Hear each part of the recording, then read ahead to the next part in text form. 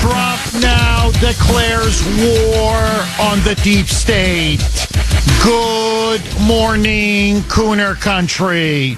Okay, my friends, we have touched on this story now a few times over the past several weeks, but now it is culminating into a full-blown scandal. And I've got to tell you, this scandal now threatens to shake the very foundations of the prior Biden regime and of the entire establishment in Washington. And you can now see for the first time, there is real, palpable fear among many politicians, among the media, among the bureaucracy, and of course, among the deep state. And here it is, the Biden Autopen scandal. As you know, we talked about this a few weeks ago. There is now a growing scandal. Well, now it is broken wide open, in which it was discovered by multiple media outlets. And in particular, I want to give a big hat tip to the New York Post. Like the Hunter Biden laptop, they are now driving this story, and they are now, it's bombshell after bombshell after bombshell. It appears now from the overwhelming amount of evidence that Joe Biden, senile, suffering from serious cognitive decline, with a staff that kept covering up for him and a media that went on for years and years, in fact, signed executive orders, signed official papers, signed pardons using an Autopen. And it now appears that this Autopen was used by his aides. In fact, it's now almost conclusive that it was used by his aides. And for those of you that don't know, Autopen, and it's been used for decades now, it's nothing new. It is a machine that replicates a president's signature, and then you can use it to put it on numerous documents. Now, in and of itself, there is nothing wrong with using an Autopen. I'll give you just a clear example. A president or even senators, members of Congress use Autopen signatures. You have thousands of Christmas cards to send out, as an example. It's just part of your job. Well, you're not going to sit there for hours and hours and hours and hours signing every Christmas card. You use an Autopen. There are all sorts of other things that people do. Form letters, donation letters for money, whatever. You can't sign every single paper.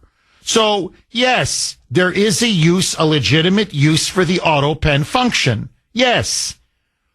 But when it comes to issuing pardons, when it comes to signing pieces of legislation, when it comes to issuing executive orders, you don't use Autopens. That's number one.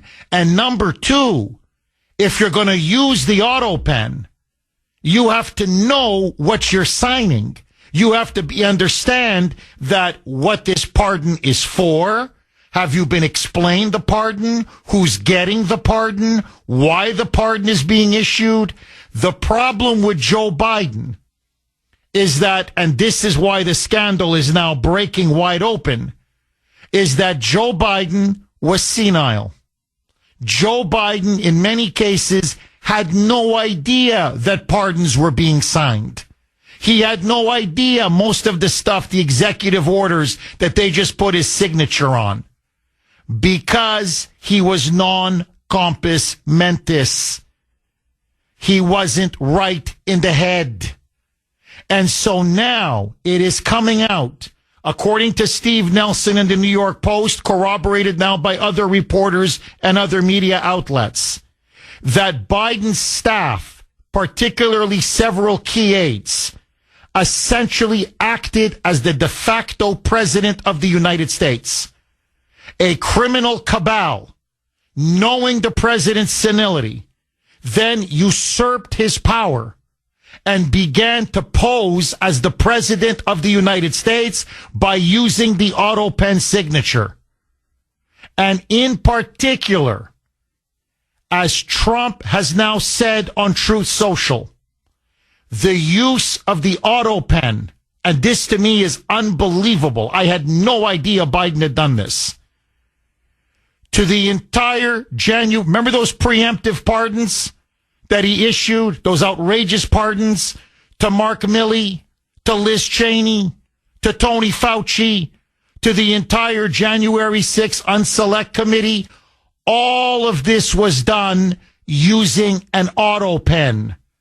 And not only was it done using an Autopen, listen to this, but apparently there were two, not one, two Autopen signatures. That's how lazy, that's how sloppy they were at the White House. So you had Autopen signature A, Autopen signature B, and they just were interchanging both of them. In one brazen case where 6 pardons were issued to criminals, in which they state that the pardon was issued in Washington, D.C. At that very moment, we have him on tape, we have him on video, we have the whole thing in front of our eyes. Joe Biden, forget not being in Washington. Joe Biden was in the Virgin Islands in St. Croix, golfing. He was golfing and partying in St. Croix when he was supposed to be issuing a pardon for 6 criminals, because that's his freaking signature. Now, in plain English, well, Jeff, okay, what does that mean? Here is exactly what it means. President Trump went on Truth Social two nights ago, and now saying because these pardons were given via an Autopen, that they are now null and void. Quote, the pardons that sleepy Joe Biden gave to the Unselect Committee of Political Thugs and many others are hereby declared void, vacant, and of no further force or effect because of the fact that they were done by Autopen. He then goes on to say, in other words, Joe Biden did not sign them, but more importantly, he did not know anything about them. The necessary pardoning documents were not explained to him or approved by Biden. He knew nothing about them, and the people that did may have committed a crime. That's the only quibble I have with his Truth Social post. Not may. They committed a crime. There's no question. You're abusing the Autopen. You're signing on behalf of the president, knowing you have a man that is senile, who doesn't understand what's being done in his name, what's being approved in his name, what's being authorized in his name. This is not just elder abuse. That's the least of the crimes. This is literally treason and sedition at the highest level. They were acting on behalf of the president, usurping the president's power. And so, according now to Trump, therefore, this is what he finishes, those on the Unselect Committee who destroyed and deleted all evidence obtained during their 2-year witch hunt of me and many other innocent people should fully understand that they are now subject to investigation at the highest level.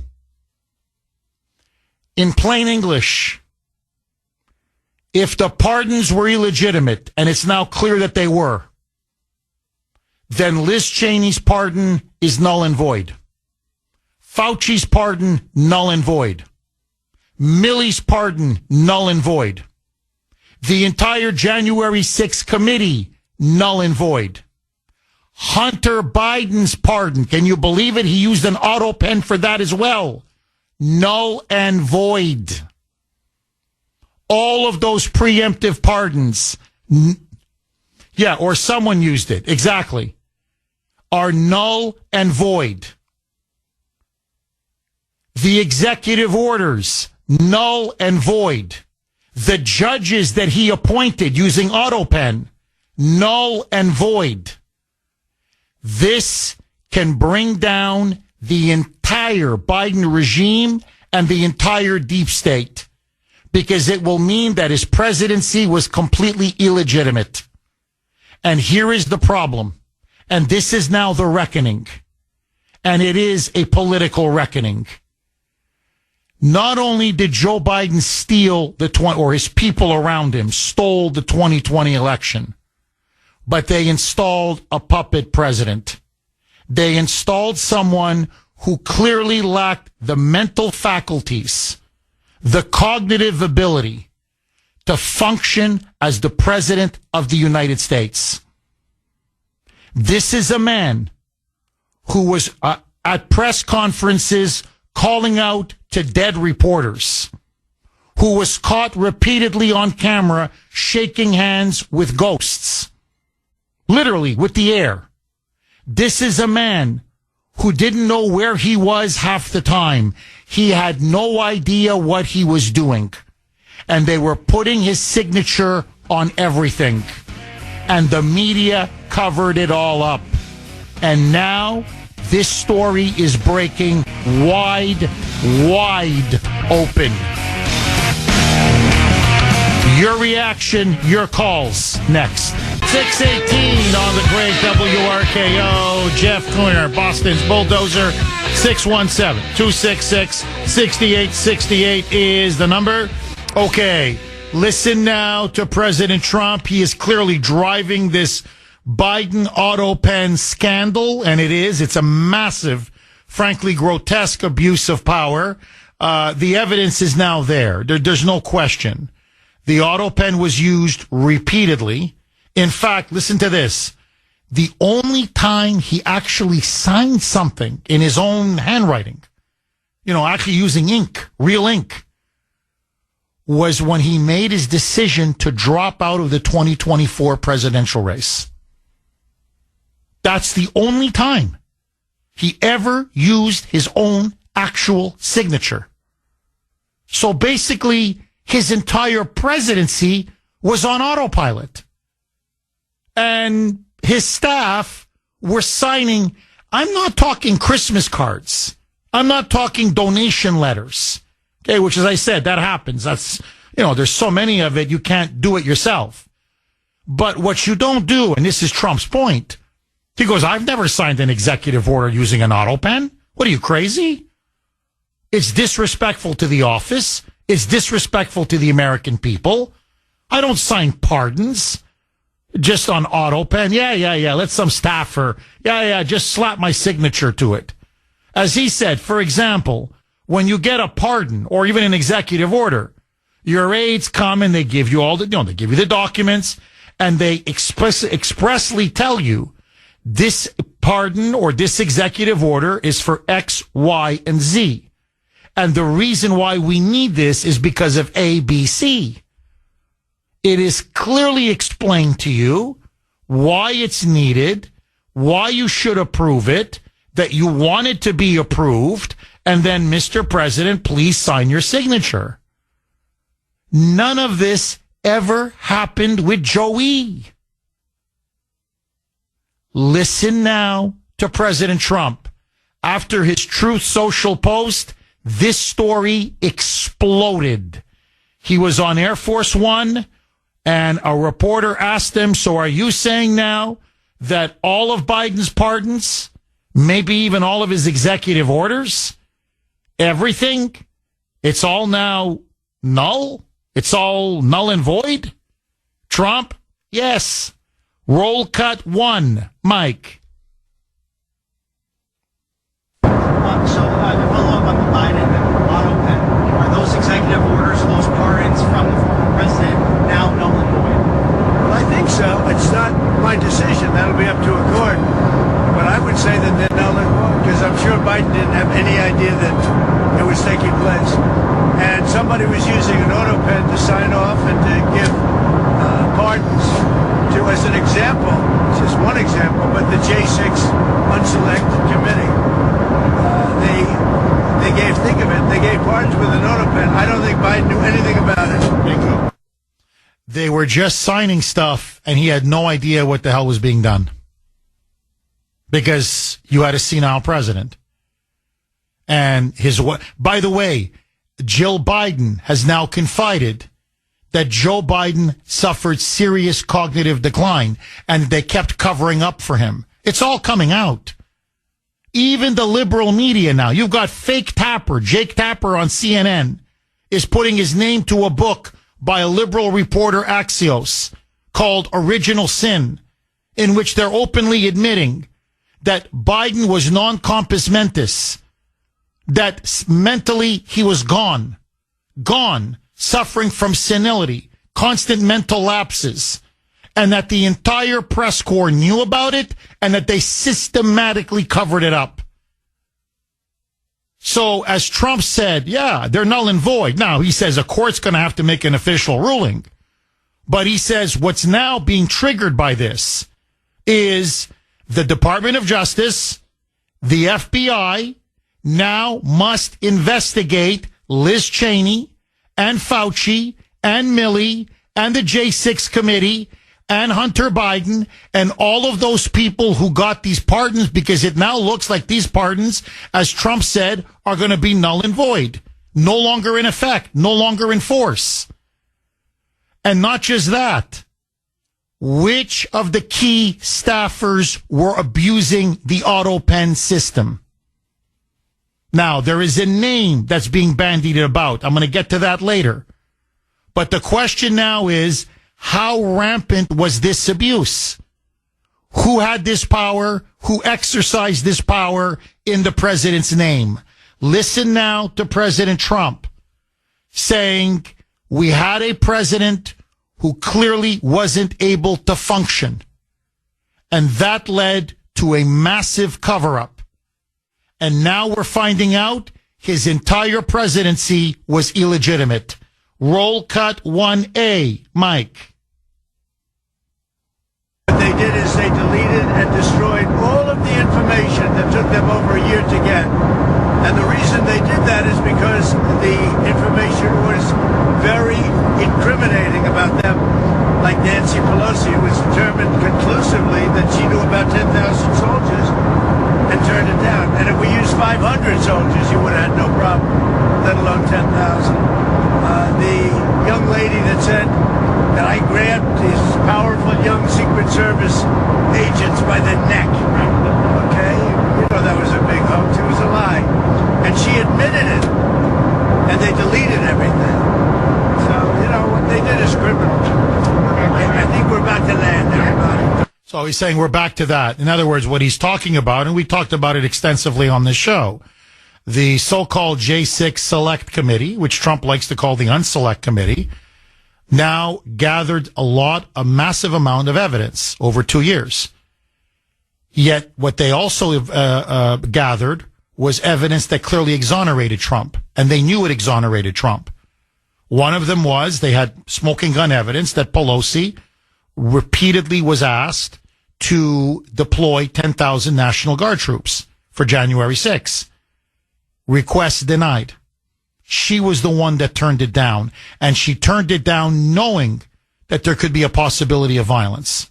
They destroyed all of that evidence.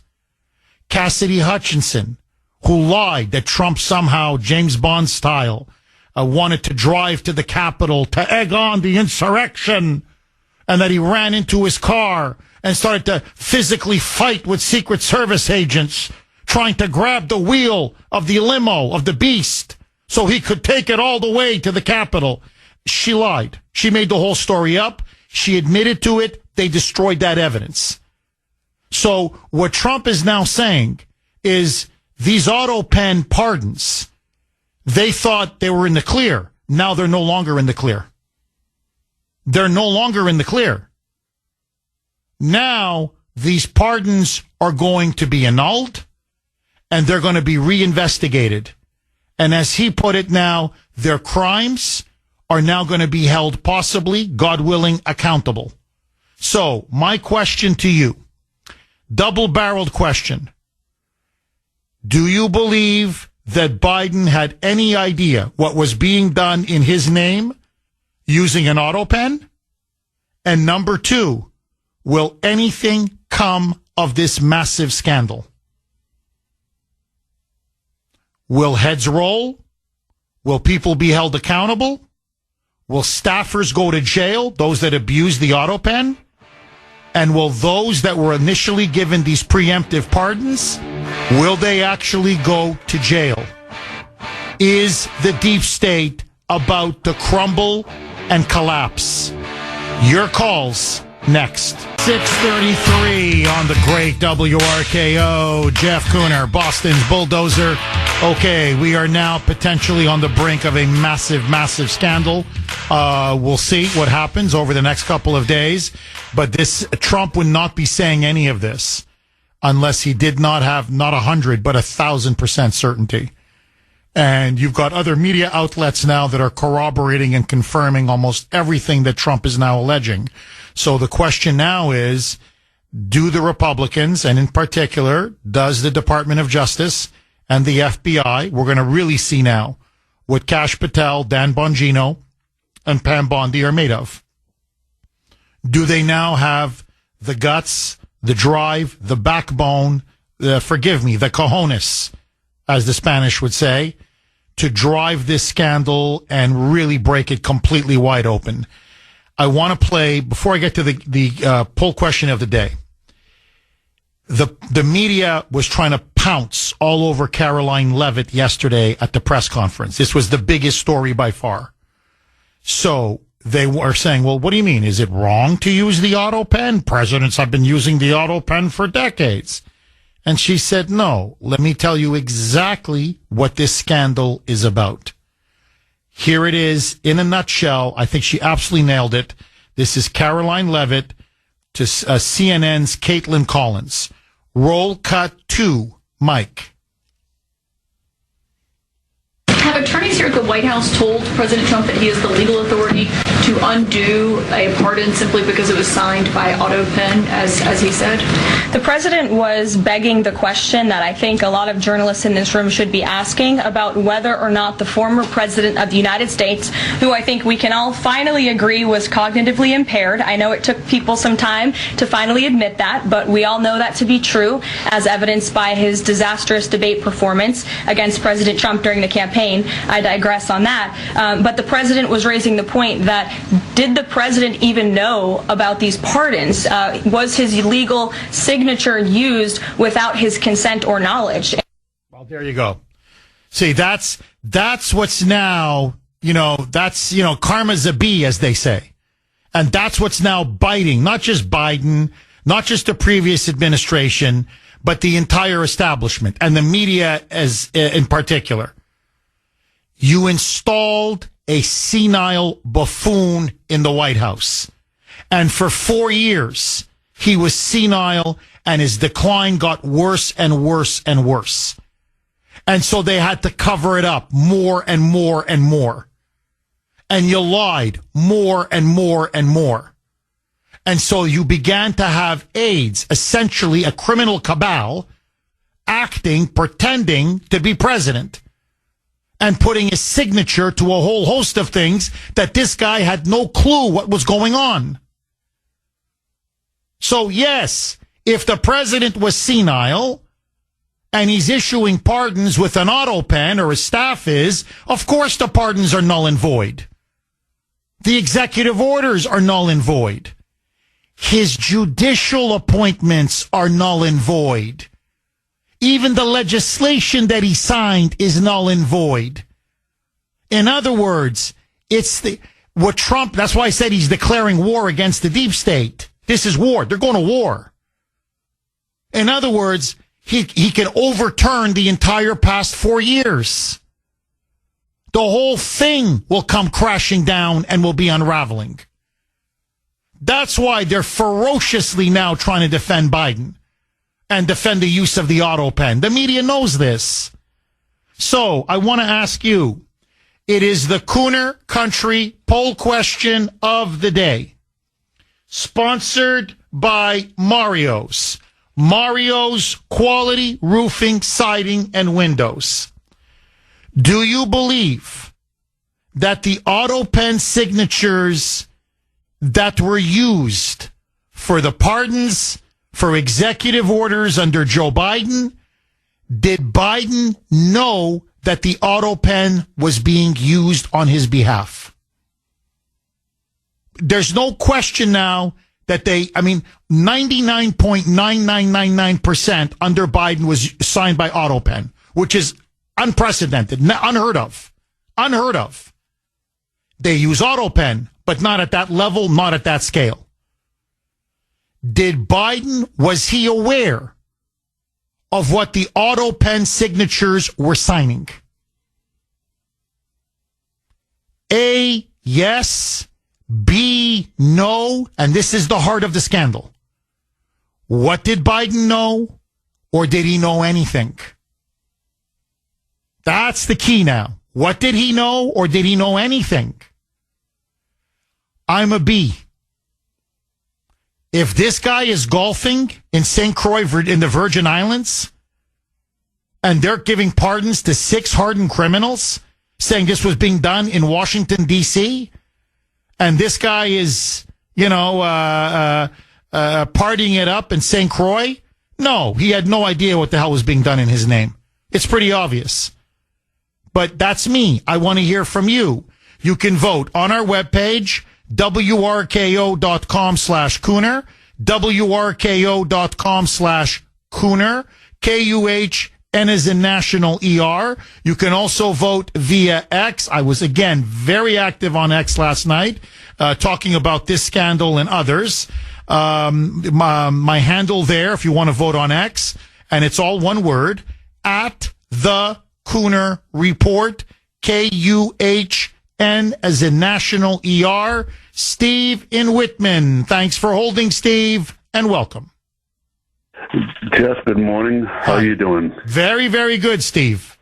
I've been waiting for this scandal to break now for a long time. And I want to congratulate Trump for having the guts to make it public, for revealing it, and for exposing it.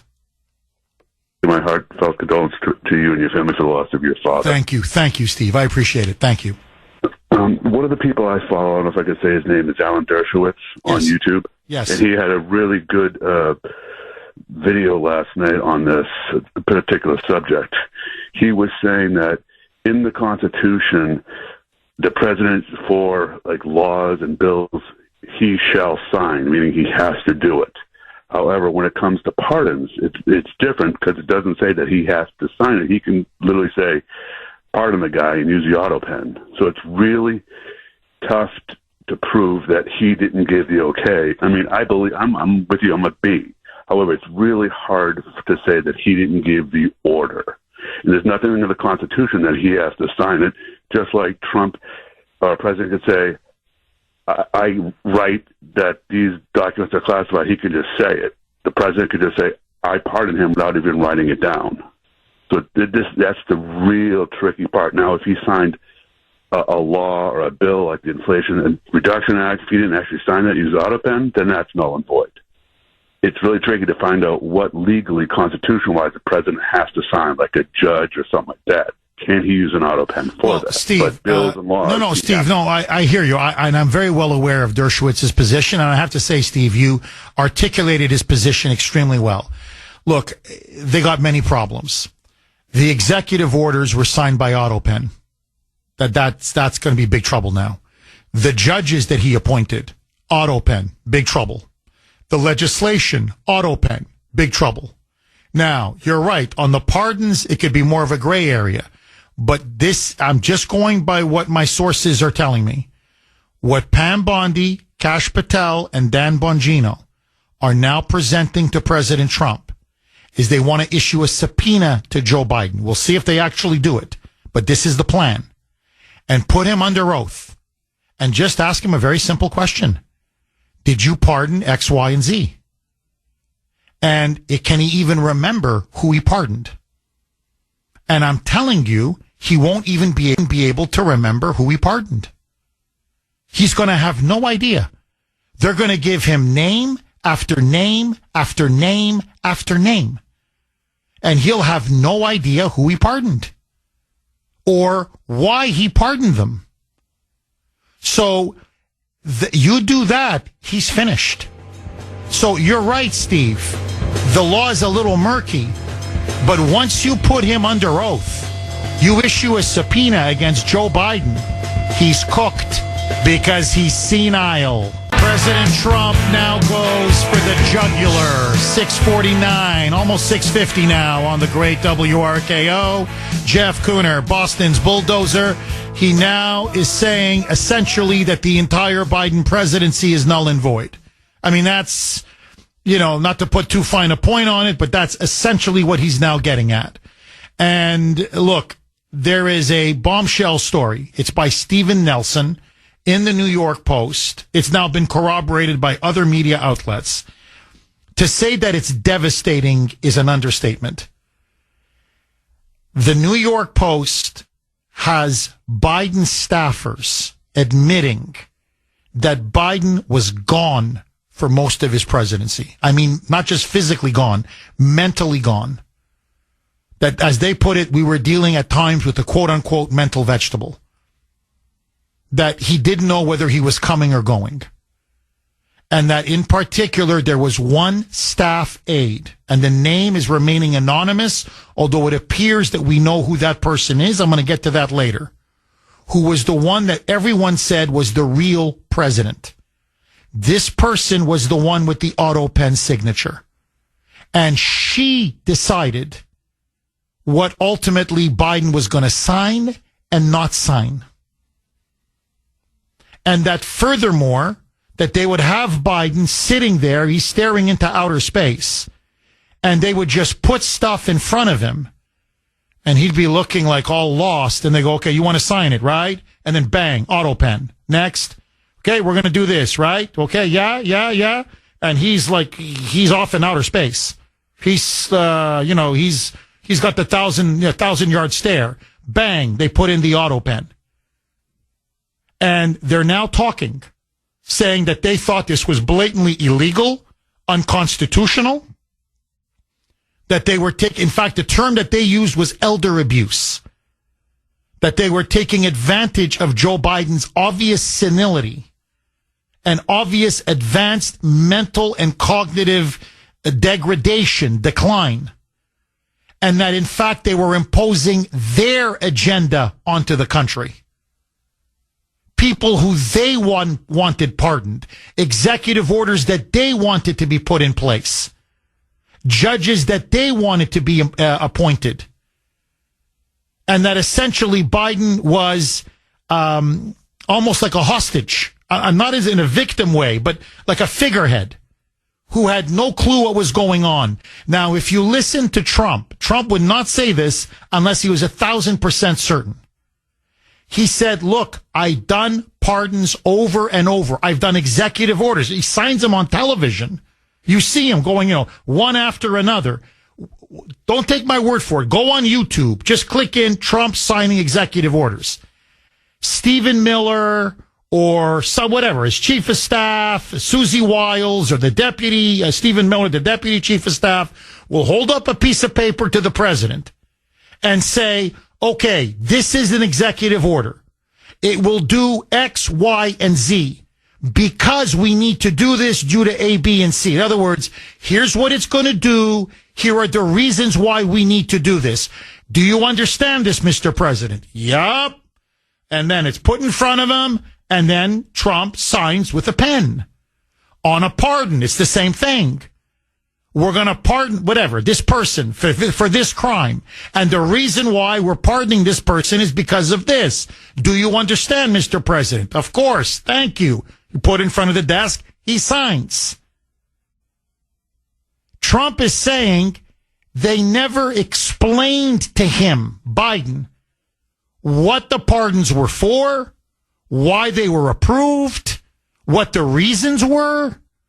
It was just auto signature, Autopen, Autopen, Autopen. Sometimes it was Autopen, and this guy is, in Delaware. This guy's golfing in the Virgin Islands. This guy's on a beach. And it's not just pardons. It's judgeships. It's executive orders. It's key pieces of legislation. Now, if this turns out, it's true, but if they can prove it, and there are staffers now that are willing to talk because they're talking to media and they're talking to the New York Post, they're certainly talking to Steve Nelson, then, my friends, you're talking about the mother of all scandals. And it goes back to the 4 years. And this was the original sin. Okay, to copy the title of Jake Tapper's book. It's not that the media covered up for Joe Biden. That's a given. It's that they installed a senile shadow shell of a man in the White House for 4 years. And this has been Trump's point now for years. He says, does he realize we're going to go to war with Russia? Does he realize what he's doing in Ukraine? Does he realize we're risking World War III? Does he fully comprehend we're being overrun by illegal aliens, including Tren de Aragua, MS-13? Terrorists are coming in? Does he fully realize? Does he understand how bad the inflation crisis is? It's like this guy is in a bubble, shielded and protected by his wife, his degenerate family, this criminal cabal, these aides who are really pulling the strings behind the scenes. Now, if you start putting these people under oath and they start talking, this whole house of cards is going to come crashing down. Liz Cheney is going to be in big trouble. Fouchi is going to go down. Milley is going to go down. The J6ers are going to go down. Hunter Biden is going to go down. They don't have that ridiculous preemptive pardon anymore to protect them. The judgeships are null and void. The executive orders are null and void. Maybe even his legislation is null and void. The whole presidency now could potentially be overturned. 617-266-6868 is the number. Tony in Quincy. Thanks for holding, Tony, and welcome. Jeff. So let me just start out by saying, PM Bondi needs to get off the dime. I'm starting to think going on with Biden. If they do call him in to question him in Congress, they need to sprinkle in some guys that were not pardoned to trip them up. But moreover, if they go to court, and what they should be doing is playing the her tape. Okay? You bring that in, you play it. Now, two things will happen. One is they'll say, yeah, he was incompetent. But if the courts say he is competent, then you can get him on the illegal documents. Oh, Tony, that's a really good point. And look, that's why I think that her special report now is going to play a major role. At the time, we thought it was almost like a cheap cop-out, like he flinched, right? That he basically let Biden off the hook. But remember what her said, that no, Biden is guilty, but we don't believe we could win in a court of law because of Biden's cognitive decline. That his mind had so degenerated and they had such bad memory lapses that he would be seen as a pathetic old man who couldn't remember anything and the jury would take pity on him.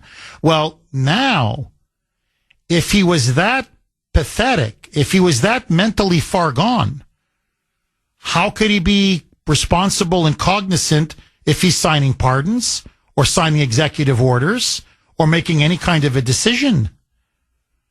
You see, now they're going to be caught in a catch-22. You see, Tony, this is their problem now. They should have invoked the 25th Amendment. Had they had any decency, any patriotism, any fealty or loyalty to the Constitution, to our country, to our people, to the Republic, they would have invoked the 25th. Instead, they let him stay there and stay there and stay there until he literally, practically, politically blew up for the whole world to see on CNN in that infamous debate.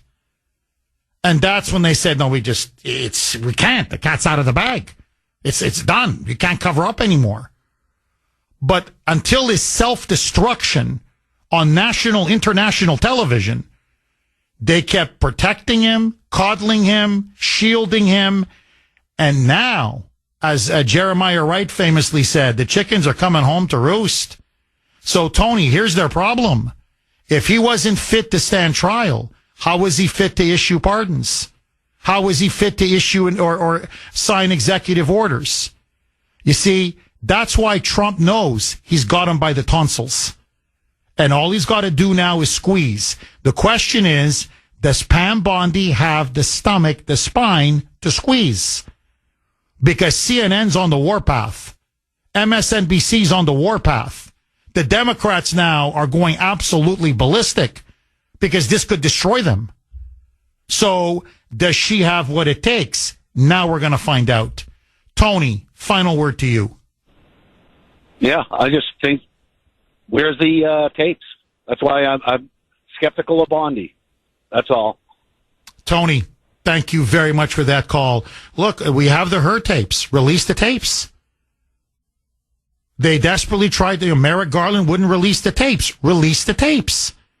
When her was questioning Biden and Biden was going on about, Hunter, and he's going on about Bo, and then her at one point said, but Bo is dead.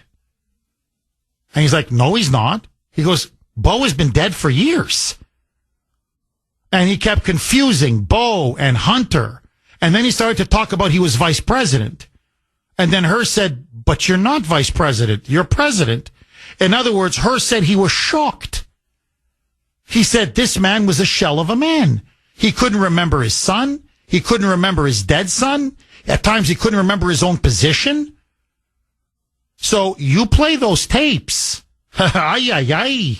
Ay, ay, ay. You're going to listen and say, this guy was in no mental state to sign anything. And if that's the case, my friends, the Democrats have the biggest scandal in American history on their hands. 617-266-6868. Agree, disagree. Bill in Sudbury. Thanks for holding, Bill, and welcome. Hello, good morning. So, do you think he's calling into question every time the Autopen was used, or just these few, 10 or 15, 20? I'm not sure how many he's calling into question. Because I just did we've been using the Autopen since the Eisenhower administration. That's nearly 70 years. So I don't know how it all of a sudden became invalid over the weekend. But do you think, and the second question to Mr. Trump yesterday was, well, how many times did you use the Autopen in your first term? And his answer was, I don't know. So what's the difference? Well, Bill, see, this is why I'm reluctant to even have you on. I'm being very serious now, okay? I'm not trying to be insulting. I don't know if you're so stupid that you can't process information or you just deliberately don't listen. I explained this in my opening monologue. Autopen has been used for 50, 60 years. Why? To sign Christmas cards. Thousands of Christmas cards. By the way, it's not just presidents, senators, members of Congress do it. You can't sign 1,000 Christmas cards. Campaign donations, campaign documents, thank you letters. So, yes, you have the use of the Autopen, of course. But what the Autopen is never used for, and should never be used for, is to sign legislation, is to sign executive orders, is to issue pardons, or in the appointment of judgeships. That you need the president to sign personally. Why? Because the president has to give his personal stamp of approval. And on top of it, if the president is now having a staff member issue pardons on his behalf or sign executive orders on his behalf, and you don't even know that the president knows what's being done, that is not just a grotesque abuse of power. That is literally the usurpation of the presidency of the United States. So, see, the problem that you have, Bill, and you can't get out of this box, is that Joe Biden was a senile buffoon. He was a man who clearly suffered from very serious mental, cognitive decline. He essentially was battling Alzheimer's. And it got worse and worse and worse for 4 years. And so the media had to cover it up. His aides had to cover it up. And now the cover-up is being exposed. He had no business being president of the United States. And what I find shocking is that you, once again, after being wrong about the Russia collusion hoax, after being wrong about the Hunter Biden laptop, after being wrong that Trump was going to lose the 2024 election, you guaranteed it to everybody. You guaranteed it. That January 6th, according to you, worse than Pearl Harbor, worse than World War II, worse than 9/11, that this was going to destroy Donald Trump. So, that you are so consistently wrong, and that you defended Biden for 4 years. When he fell downstairs, you defended him. I'm just stating the facts, Bill. When he couldn't remember the names of the people in his own cabinet, you defended him. When he was calling on dead reporters at press conferences, you defended him. When he was shaking hands literally with the air, you defended him. When it was so obvious that he suffered from massive cognitive mental decline, that he was senile, you defended him and lied about him, saying he was sharp as a tack. According to you, he was a genius. And one of the greatest presidents, you repeatedly compared him to FDR. It was the kind of propaganda you would see out of Joseph Stalin or Adolf Hitler. How outrageous and outlandish your claims about Joe Biden were. And now you call up and say, Trump used the Autopen?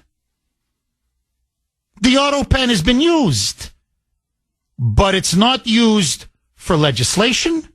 It's not used for pardons. It's not used for judicial appointments, and it's not used for executive orders. And now you're trying again to defend the indefensible. And so, Bill, in all honesty, I have to ask you this, as a man to a man, have you no shame? Honestly, in your hackism, in your partisanship, in your blind loyalty, frankly, in your political stupidity, have you no shame?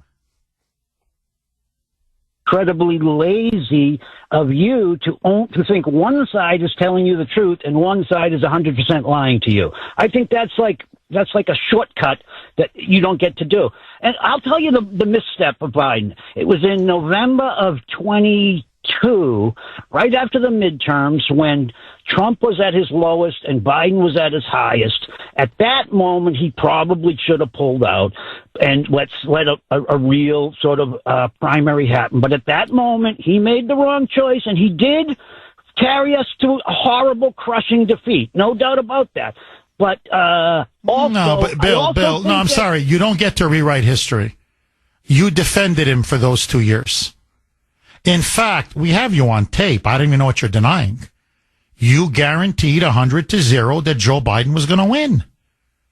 And in 2023, in 2024, you kept comparing Joe Biden to Franklin Delano Roosevelt. I don't know what you're talking to me about now. You're just trying to rewrite the past. You said he was the 21st century FDR. FDR didn't lose an election. FDR was a political juggernaut. All you called up and said, enjoy the prosperity, Jeff. Enjoy the safety. Enjoy the security. Enjoy the greatness of Joe Biden's presidency. Now they should have dumped him in November of 2022? Bill, I'm sorry. Again, you're making a fool of yourself. And look, Bill, I'm going to get to the heart of the matter with you, okay?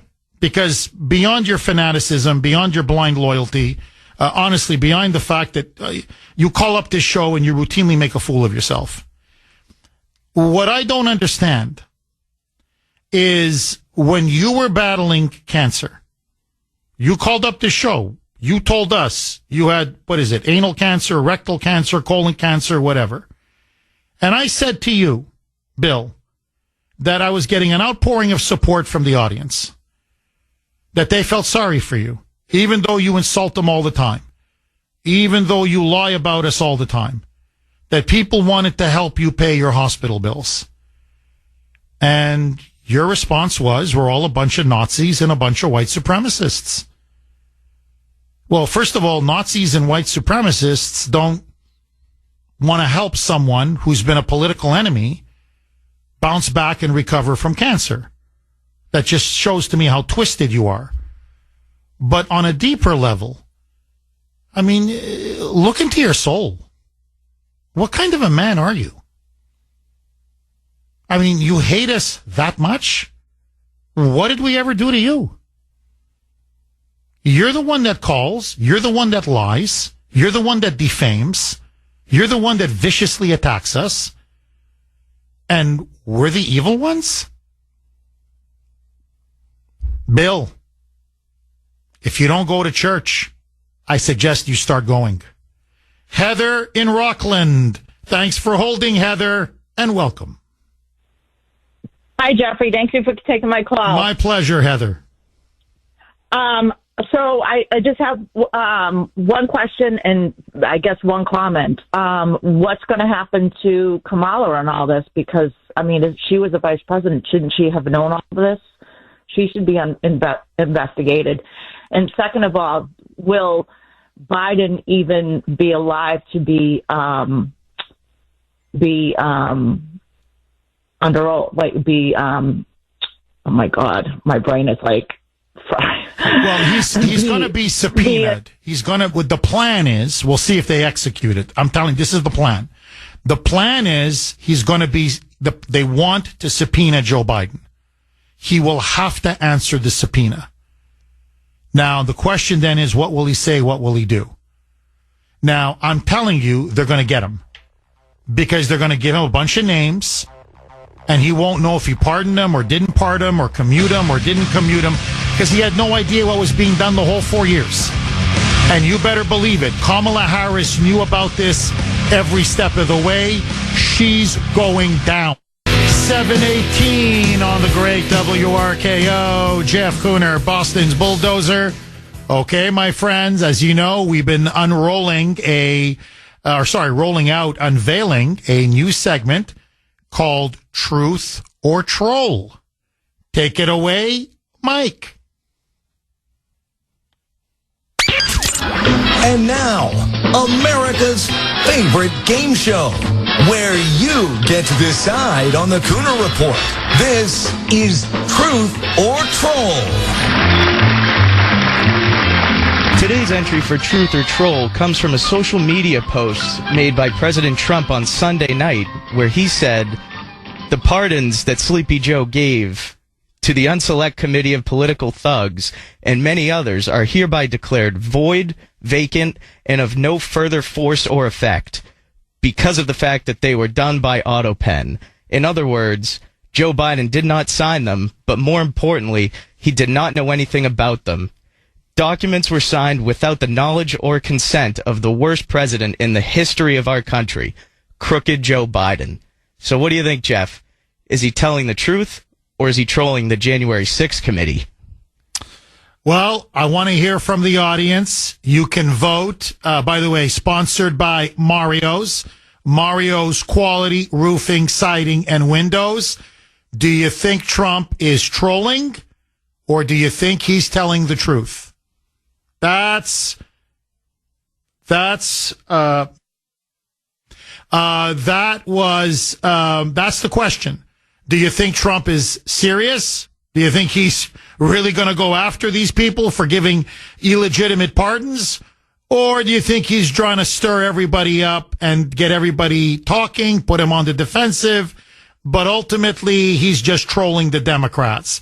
I want to hear from you. You can go on our webpage, wrko.com/Kuhner, Kuhn as in national ER, wrko.com/Kuhner, Kuhn as in national ER.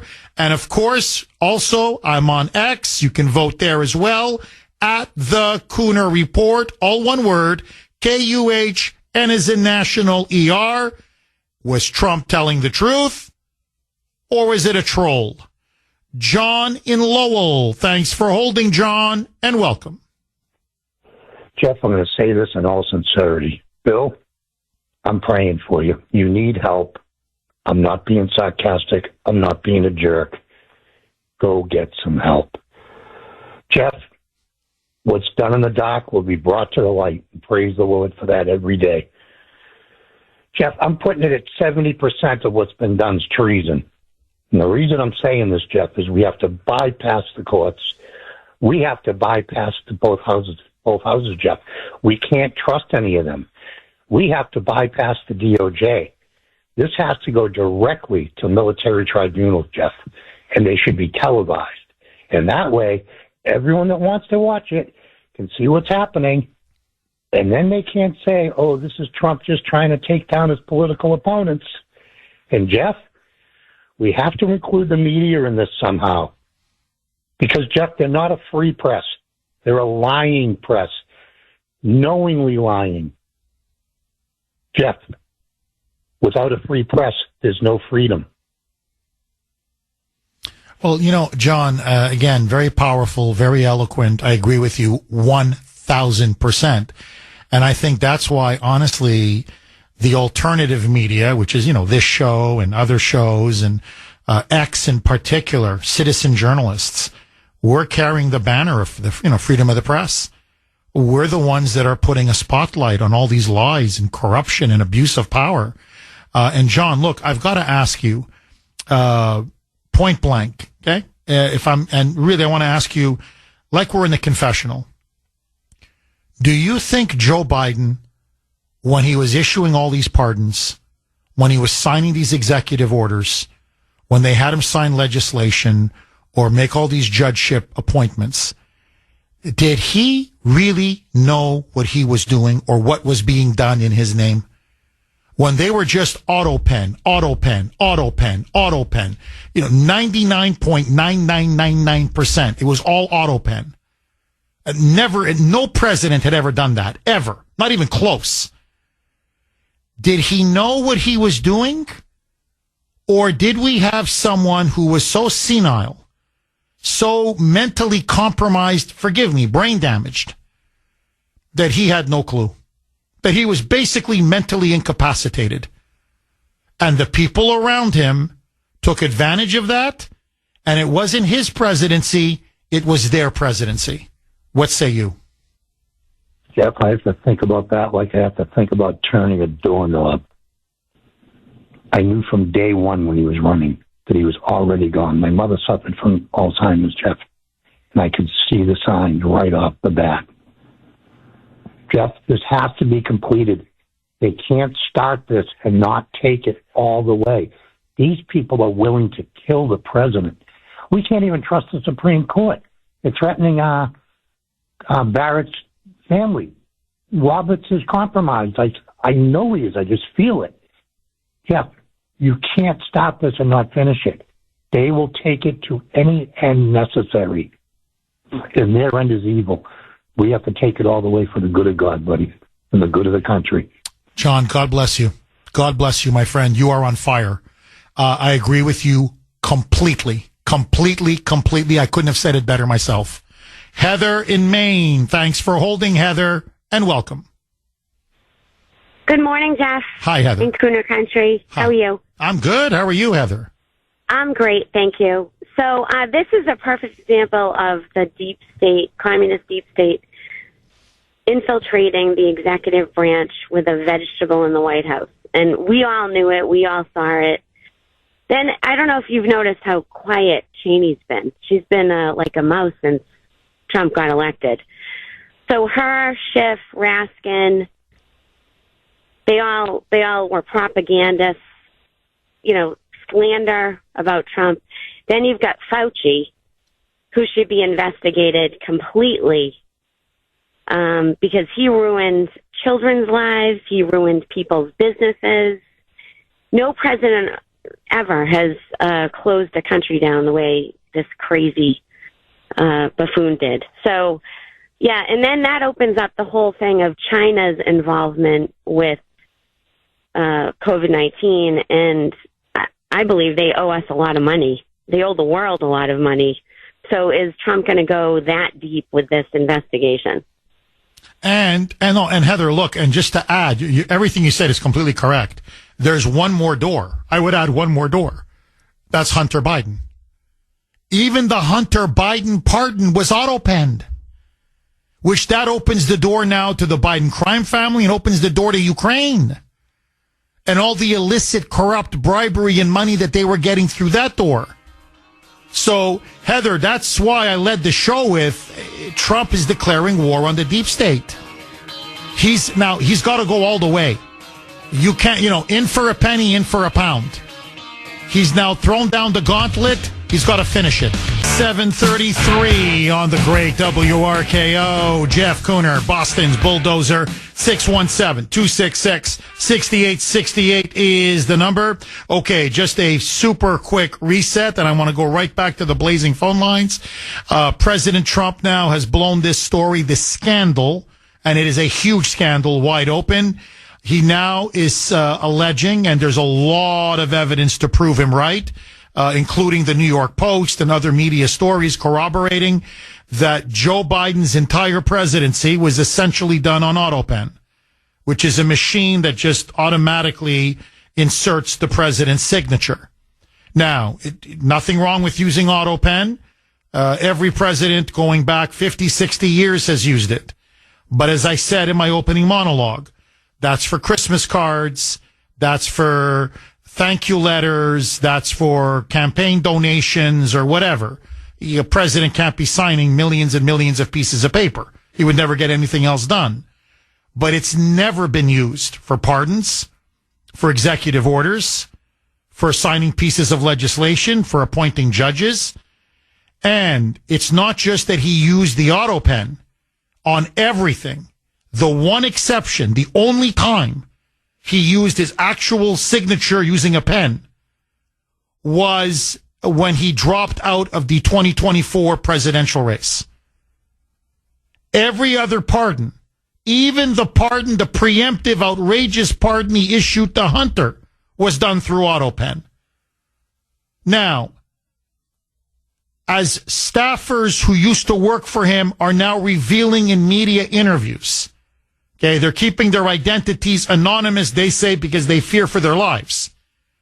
But they say, we saw it firsthand. Joe Biden had no idea what was being done in his name.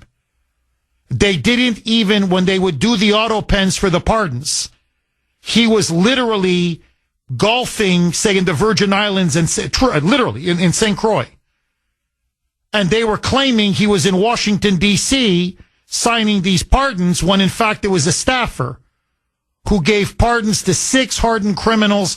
They never explained to Biden what was being done, why it was being done.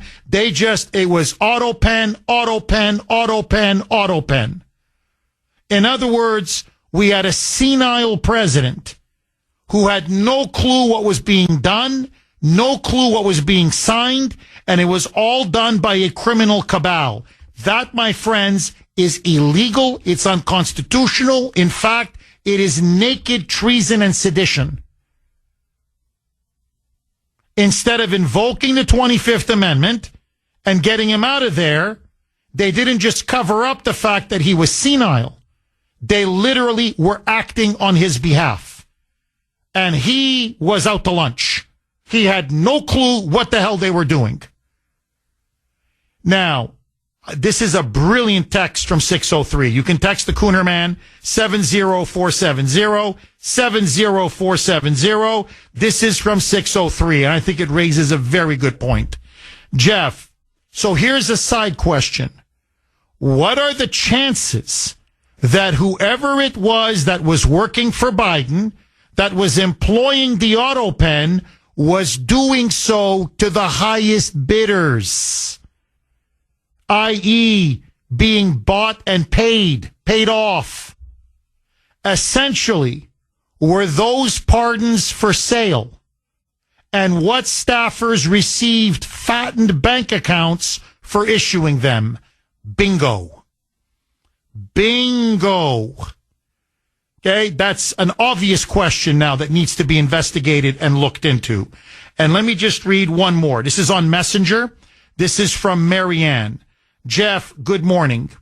You have no idea how hard I'm praying for those pardons to be voided, especially for the little weasel bastard and his so-called vaccine, i.e. Fouchi, and he should be tried for crimes against humanity. But I digress. It's coming out now that the demented Delawarean spent more time away from the office than he spent there. Not that he was cognitively present at the Oval Office, but you know, semantics. What I believe is that someone probably said to him, we're going to do X, Y, and Z. We're going to pardon this person, that person, the other person, and use Autopen to sign. Are you on board? And he probably said yes, or nodded his head up and down, because he had no clue what they were even talking about. That way, they could say they asked him, and he said yes. You know, semantics. But that's just a thought that's in my head about all of this. That's why, as Trump said now, we need a massive, thorough investigation. But if you look at the evidence objectively, all of Joe Biden's pardons should be voided. They should be null and void, as Trump said. His executive orders, null and void. His pieces of legislation that he signed with that Autopen, I don't think he even knew what he was signing. Null and void. His judicial appointments, null and void. Basically, his whole presidency, null and void. Agree, disagree. Joe in Abington. Thanks for holding, Joe, and welcome. To quote you, many, many years ago, you said there was a commercial in Boston that used to play for your show a lot of times, and it would be you saying, Benghazi? What's Benghazi? So I want to reaffirm that and make a modern day and say, Autopen? What is Autopen? Jeff, I kind of get what Autopen is, but can you explain what Autopen is? I know lawyers, if you can't travel because my lawyer uses it, I can't get to his office, or it's a big deal to get to his office, so he uses Autopen. I understand that, but that's all I understand. And I know who is behind Autopen. I know this man very well. Will it come out in any hearings, like who's behind Autopen? You mean the person? Yes. It's almost like Joe's in the Virgin Islands golfing and dancing, and there's this mysterious force in the White House signing things. Who is doing it? Joe, I promise, in the next, right after this break, I'm going to let everybody know who this is the quote-unquote person of interest. The New York Post knows who it is. They know the person. I don't know why they're not revealing the identity, and there's a reason why. I think they want to catch this person in a big lie. And she's panicking. Then I promise I'm going to tell everybody who the person they suspect is, and it makes all the sense in the world. Now they know there's one for sure. They suspect there may be maybe two or three others, but there is one person in particular that was wielding that Autopen like a weapon, like a hammer, and was running wild with it and had a power trip over it, and people feared her. And so I promise, Joe, I'm going to get to that right after this break. Because it needs about 5 minutes to really lay out exactly what was going on. And this opens now a huge door. Was Hillary Clinton pulling the strings in many ways behind the scenes? Because this person is joined to the hip to Hillary Clinton. Basically, she's known in Washington as Hillary's enforcer. In fact, the term for her is she's Hillary's kneecapper. So and this person I know was given a very prominent position within the Biden regime, right in the inner circle. And all roads are now leading back to her. And I got to tell you, on X, she is freaking out. She's losing her mind on X. So I'm going to do that. I promise to everyone, hang on. Who is the person that was using the Autopen on behalf of Joe Biden? That's the smoking gun. We've got it. Your calls next. 750 on the great WRKO. Jeff Kuner, Boston's Bulldozer. 617-266-6868 is the number. Okay, the question now is, who was behind the Autopen? Now, it looks like there may have been 2 or 3 staffers. It wasn't just one. But there is one key staffer that did a lot of the Autopen signatures for Biden, especially on the pardons and on really key executive orders. And listen now to the exchange between Caroline Leavitt and the media, Caitlin Collins in particular at CNN, saying, well, could you tell us who the person is? I mean, so what if this person was signing on behalf of Joe Biden? What's the problem? Autopen has always been used. Listen now to Caroline Leavitt say, oh, no. This was an abuse of power, a misuse of authority, taking advantage of a senile human being who should never have been in the presidency, and crimes were committed. Roll cut 2A, Mike.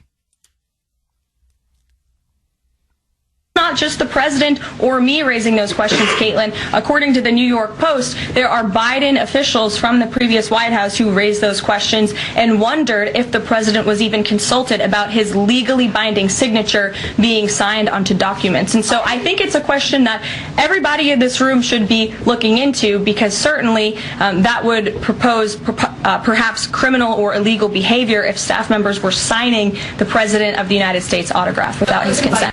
Bingo, without his consent or without his knowledge, or what I think is even more frankly appropriate or apt, better description, without his cognition.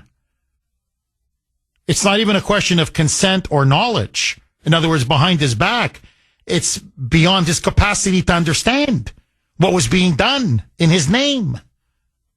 That to me is the real scandal. That is the heart of the matter.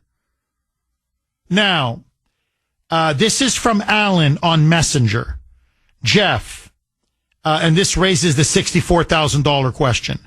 Jeff, if Trump has airtight evidence, he should get the Autopen issue in front of the Supreme Court.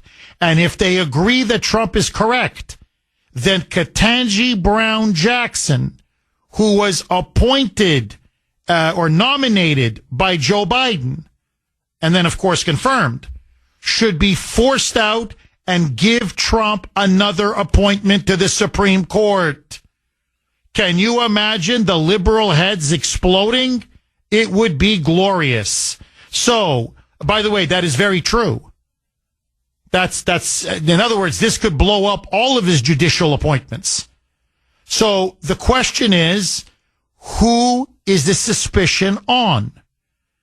And the smart money in Washington, and this name is being bandied about everywhere, and people are texting me saying, well, Jeff, you mean it's Huma Abedin? No. Jeff, you mean, well, it's Susan Rice. It's got to be Susan Rice. No. Why? Because they're not stupid enough. You see, to do something like this, you need what's called a political kneecapper. Someone who's vicious, someone who's a pit bull, basically a political gangster, but smart enough not to do not smart enough to realize that you don't want to do the dirty work yourself. Someone like Susan Rice doesn't want to get her hands dirty. Someone like Huma Abedin, you do this, you can go to jail. Everybody knows this. So who can you get that is bloodthirsty enough, fanatical enough, power obsessed enough, but also reckless enough to actually get in there and wield that club and potentially put themselves in legal jeopardy. Neera Tanden. Neera Tanden. Neera. You can look it up. Tanden. She was Biden's appointee to be the head of Office of Management and Budget. She had such a horrible reputation that she wasn't able to be confirmed. And so they parachuted her into Trump's inner circle. Into Biden's inner circle. And she has been extremely close with Hillary Clinton going back decades. She's basically Hillary's political enforcer. She is the one that went after Bernie Sanders in 2016. She is the one that made sure Bernie and the progressives dropped out against Biden in 2020. Okay? The woman is politically, utterly ruthless. Ethics is not in her vocabulary. Morality is not in her vocabulary. You do whatever you need to do to win. And so she was Hillary Clinton's essentially cat's paw, her proxy, her pawn in the Biden inner circle.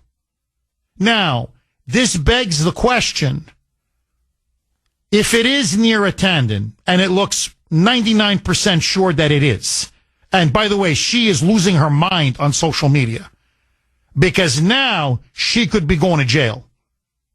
You want to talk about crimes? These are massive crimes. You sign on behalf of the President of the United States, and he may not even be aware of what the hell you're signing. He may not even know of it. He may have no knowledge of it. That's treason. That's sedition. That's stone cold treason and sedition. So she's now fighting like hell. Her and Hillary are working the media ferociously to have the media defend Joe Biden and protect him from this Autopen scandal, this Autopen gate scandal that is now spreading and erupting. But now the question is this. With the Clintons, everything is for sale. Everything is for sale. If she had Neera Tanden essentially doing Biden's Autopen signature, that means that the Clintons had a stranglehold on the Biden presidency. They could shop around pardons and literally say, you want a pardon? It'll cost you 10 mil or 20 mil or whatever the going rate is. You want an executive order that's going to benefit your industry? It's going to cost you 50 mil or 100 mil. Well, can you guarantee it? Don't worry. We got somebody. That executive order will be signed. Don't worry about it. You got to pony up the cash. What Trump now needs to do is not just investigate Neera Tanden and put her under oath immediately. Go into her bank accounts. And I will bet you the best steak dinner at the best steakhouse of your choice that you're going to see something very similar like the Bidens. That here is this political functionary working in Washington, D.C., and suddenly, like the Bidens, Shazam!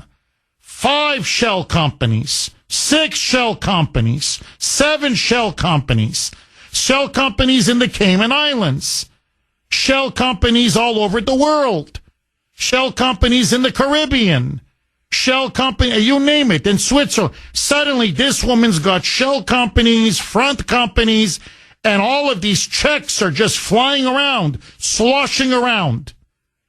She was getting a piece of the pie as she was doing Hillary Clinton's bidding. And I want to raise this and then go right back to the phone lines. Yes, Obama was the ultimate puppet master. No question. No question. Okay? But remember, Joe Biden was a political, and I'm choosing my words now very carefully. Joe Biden was a political whore. He prostituted himself. He prostituted himself to communist China. He prostituted himself to Ukraine. He prostituted himself to Russian oligarchs, Kazakhstan oligarchs, Romanian oligarchs. He was for sale. And what was he selling? Our national interest, our foreign policy. But like a typical whore or a political prostitute, you're not loyal to one client. That's what you have to understand about, whores in general, but especially political whores. They don't just stay loyal to, he's not just loyal to Obama, saying, okay, Obama pays me and no. He'll take money from Obama. He'll take money from Hillary. He'll take money, whoever pays him, he'll do his thing. Like a $10 streetwalker. Who set up Trump with the Russia collusion hoax?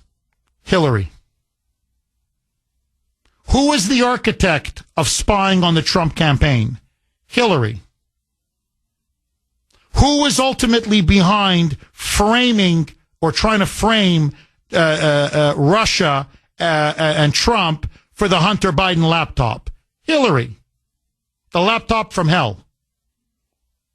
Over and over and over and over and over again. The Steele dossier, Hillary.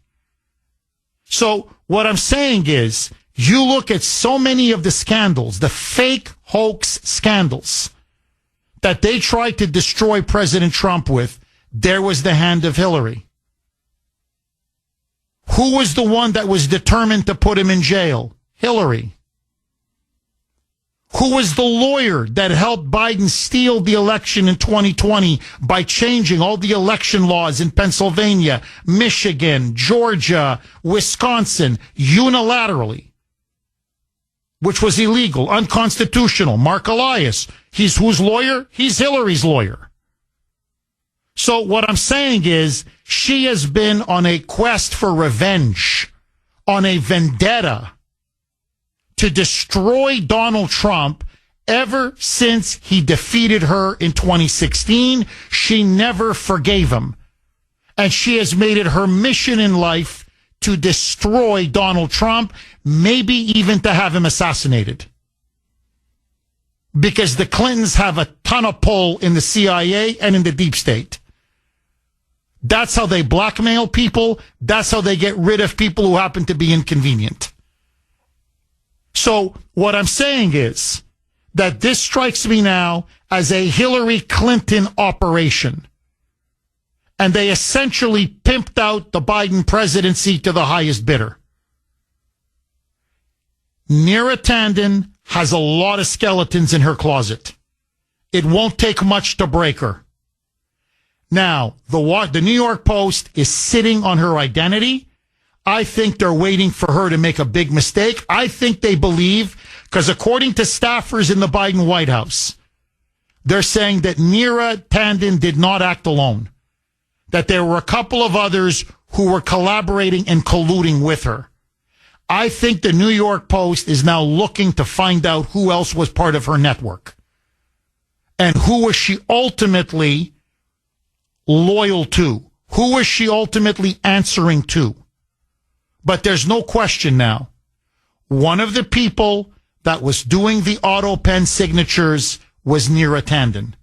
Neera Tanden is a hardcore Hillary consigliere.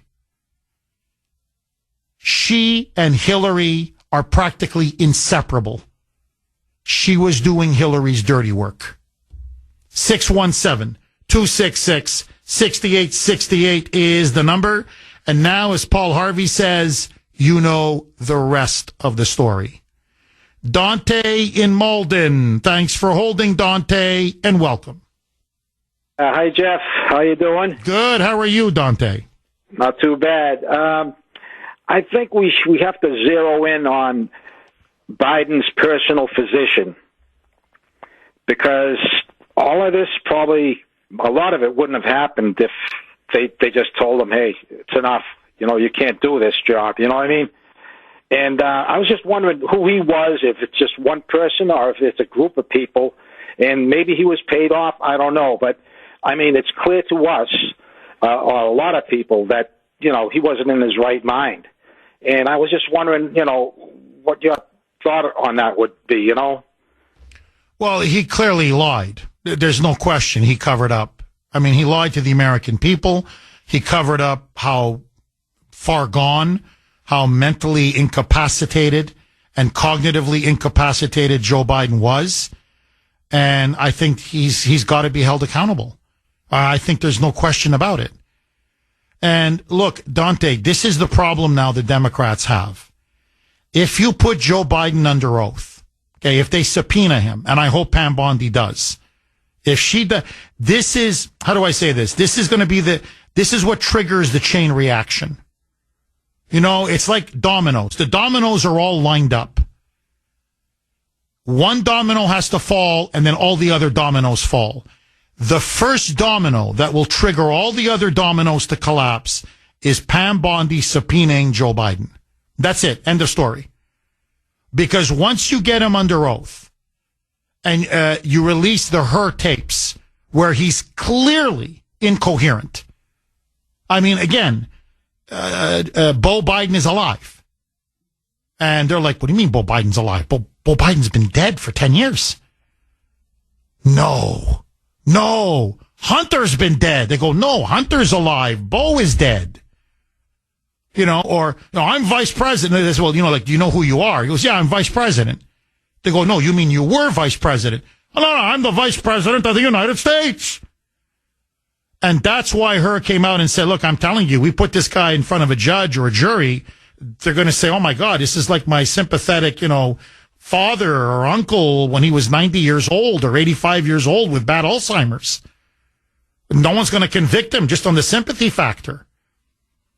So you release the Her tapes, but you also put Joe Biden under oath.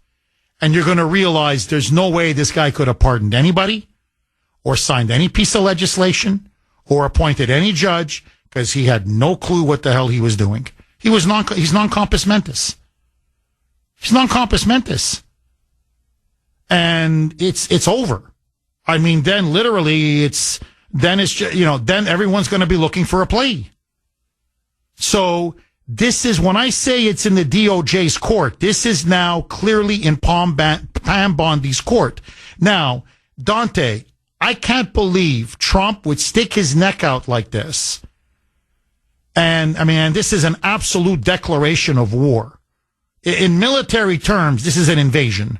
And I don't mean this in a bad way. But this is a massive strike on the enemy. I don't think he would do this if he's bluffing. So I got to assume he's spoken to Bondi, Kash Patel, Dan Bongino, and says, okay, here's the evidence. We're dotted our I's, crossed our T's. We know who basically all the players were, and we're going to go after him now. So I'm going to make this massive allegation, and we're going to go out now, and we're going to prove it. So this is the problem the media has. They lied for Biden for 4 years. Many of them are now admitting they lied for 4 years. You now have his own staffers who are talking to the media saying he wasn't present in the meetings. He was drooling.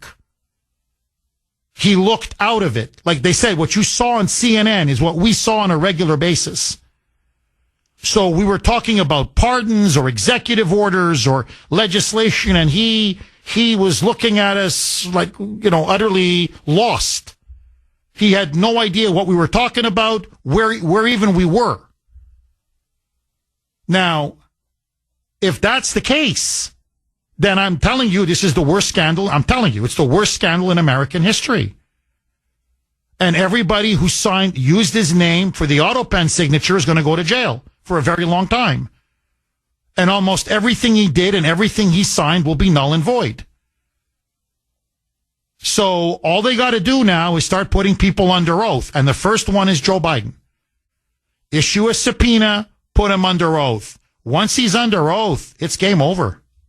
It's game over. Dante, final word to you. Yeah, it's been a tough 4 years. And thank God we got Donald J. Trump in there because he's just. I wish Donald J. Trump good health and everything to make it through, and God protect him, because he's a decent man, and a lot of people think he's crazy and all that stuff, and they hate Trump, but it's like night and day compared to Joe Biden. Well, and he's being vindicated. I mean, everything that Trump has said is now turning out to be true. Everything. And I'm telling you, he would not say something this explosive if he wasn't 1,000% certain. Look, that's why his nickname is, I'm not trying to be crude, but that's his nickname, Big Balls. He's Donald Big Balls Trump. The guy's got balls of steel. And I'm taking them all down. He's like an Old West sheriff in an Old Western. I'm taking them all down. And this is now his opening move. Maria in Ludlow. Thanks for holding, Maria, and welcome. Good morning, Jeff. How are you? I'm very good, Maria. I've been waiting for this scandal to break for a long time. You have no idea. I am so excited this is coming out, and I am so excited that heads are going to be rolling. It is about time. I want all those pardons to go away. I am drooling over this. You have no idea. I want them all to be made examples out of it. I want them all to be held accountable and brought to justice and thrown their little behinds in jail, especially Fouchi. That is my number one. Oh my God, when I tell you, Jeff, you have no idea.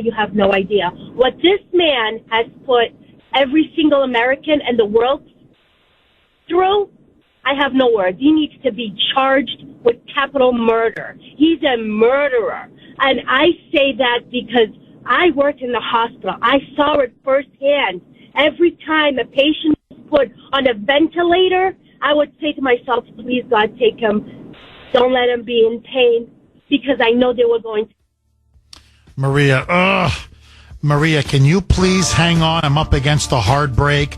I want you to finish your point. 617-266-6868 is the number. Okay, just before I go back to Maria in Ludlow, many of you are texting the Kuner man saying, Jeff, how deep and how explosive is this scandal?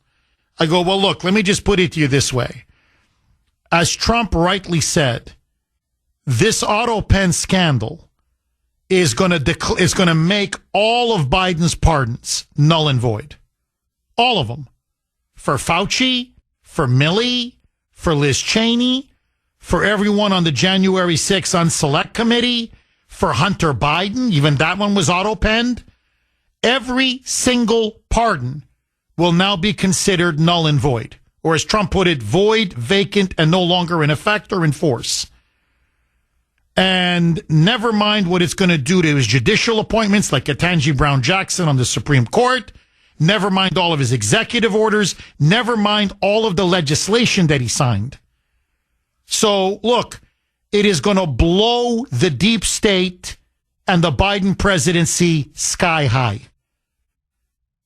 And I'll tell you right now, Chicken Little, Tony Fauci, is going to be in big trouble because he won't have a preemptive pardon now to hide behind. And speaking of Fauci, let's go right back to Maria in Ludlow. Maria, who works in a hospital, says she will never forget what Fauci did, how he locked down the entire country, how his COVID protocols were an absolute disaster and led to the countless deaths, needless, unnecessary deaths of so many people. She witnessed it. She saw it firsthand. And as Maria was saying, I would see them put people on ventilators and I would say, please, God, end the suffering. End the suffering, because these ventilators are going to do nothing. Please, Maria, pick up where you left off. Thank you. It is true. The moment you put somebody on a ventilator, you know that person was going to die. There was no ifs or buts. And the medicine of choice was remdesivir. Every single patient, it was a death sentence. It was done intentionally. To this day, Jeff, I cannot get over it. I pray to God to for me to forgive in my heart, and I cannot forgive this man. I close my eyes and I see these people's faces holding my hand as they're taking their last breath. I cannot forgive him yet. I need him to have closure and to have peace of mind, not just for me, all these American people, all these people all over the world that lost family because of this man intentionally killing them. We need closure, and closure would be for him to be held accountable, thrown in jail as capital murder, and for him to pay not just for COVID. It goes way, way to yesteryears for the things that he did against those children, testing them for whatever, or putting them as guinea pigs for the pets, for anything. He needs to, whatever he bestowed onto people, it needs to be bestowed onto him. It's an eye for an eye. And I am not a hateful person, Jeff. I am not. I have kindness in my heart. I love people. I have compassion. But for this man, for what he has done, and for what I live with, and I don't know when I'm going to be able to not stop thinking about this. I have hatred. Maria, look, I truly understand. I hate him. I'm going to be honest with you. God forgive me, but I hate him. He's a mass murderer. He's a mass murderer. Fouchi is a mass murderer. I've told you, to me, he's the equivalent of a war criminal. And he needs to pay. It's not eye for an eye, tooth for a tooth. It isn't. Because if it was an eye for an eye or a tooth for a tooth, he'd have to die millions and millions and millions of times. It's justice. The victims demand justice. The family members, people like you who witnessed the suffering and the negligence and the criminality up front and how many lives it needlessly destroyed and ruined. We demand justice. And look, I want them all to pay. Please don't get me wrong. Every single one of them. You don't think I want Milley to pay for what he did in Afghanistan? You don't think I want Milley not to pay for what he did, usurping Trump's chain of command and calling China and saying, he'll protect China. Don't you ever worry, I'll protect China. I want them all to pay. I want Liz Cheney to pay for what they did at the January 6th committee. But again, I go back to this point. If I can only get one, just one, it's Fouchi. It's Chicken Little. Him I want. Him. Because of the scale and the how horrible the nature of his crime is or was. He needs to be unmasked. He needs to be exposed. He needs to be held accountable, and he needs to rot behind bars. And let me tell you why he's been very silent. He's not on X doing a tough guy routine. Have you noticed that? By the way, so Liz Cheney as well. They're not doing the come and get me, President Trump. Come and get me. No. Because he knows Robert F. Kennedy Jr. now is Health and Human Services Secretary. Robert Kennedy will eat him alive. Robert Kennedy has him dead to rights. The best biography on Fouchi, I'm telling you, Robert F. Kennedy Jr. Every page, he nails him. Every single page. It's truth bomb after truth bomb after truth bomb. So if that pardon has become null and void, then I'm telling you, Fouchi is in big trouble. Kennedy will nail him to the wall. So I'm with you, Maria.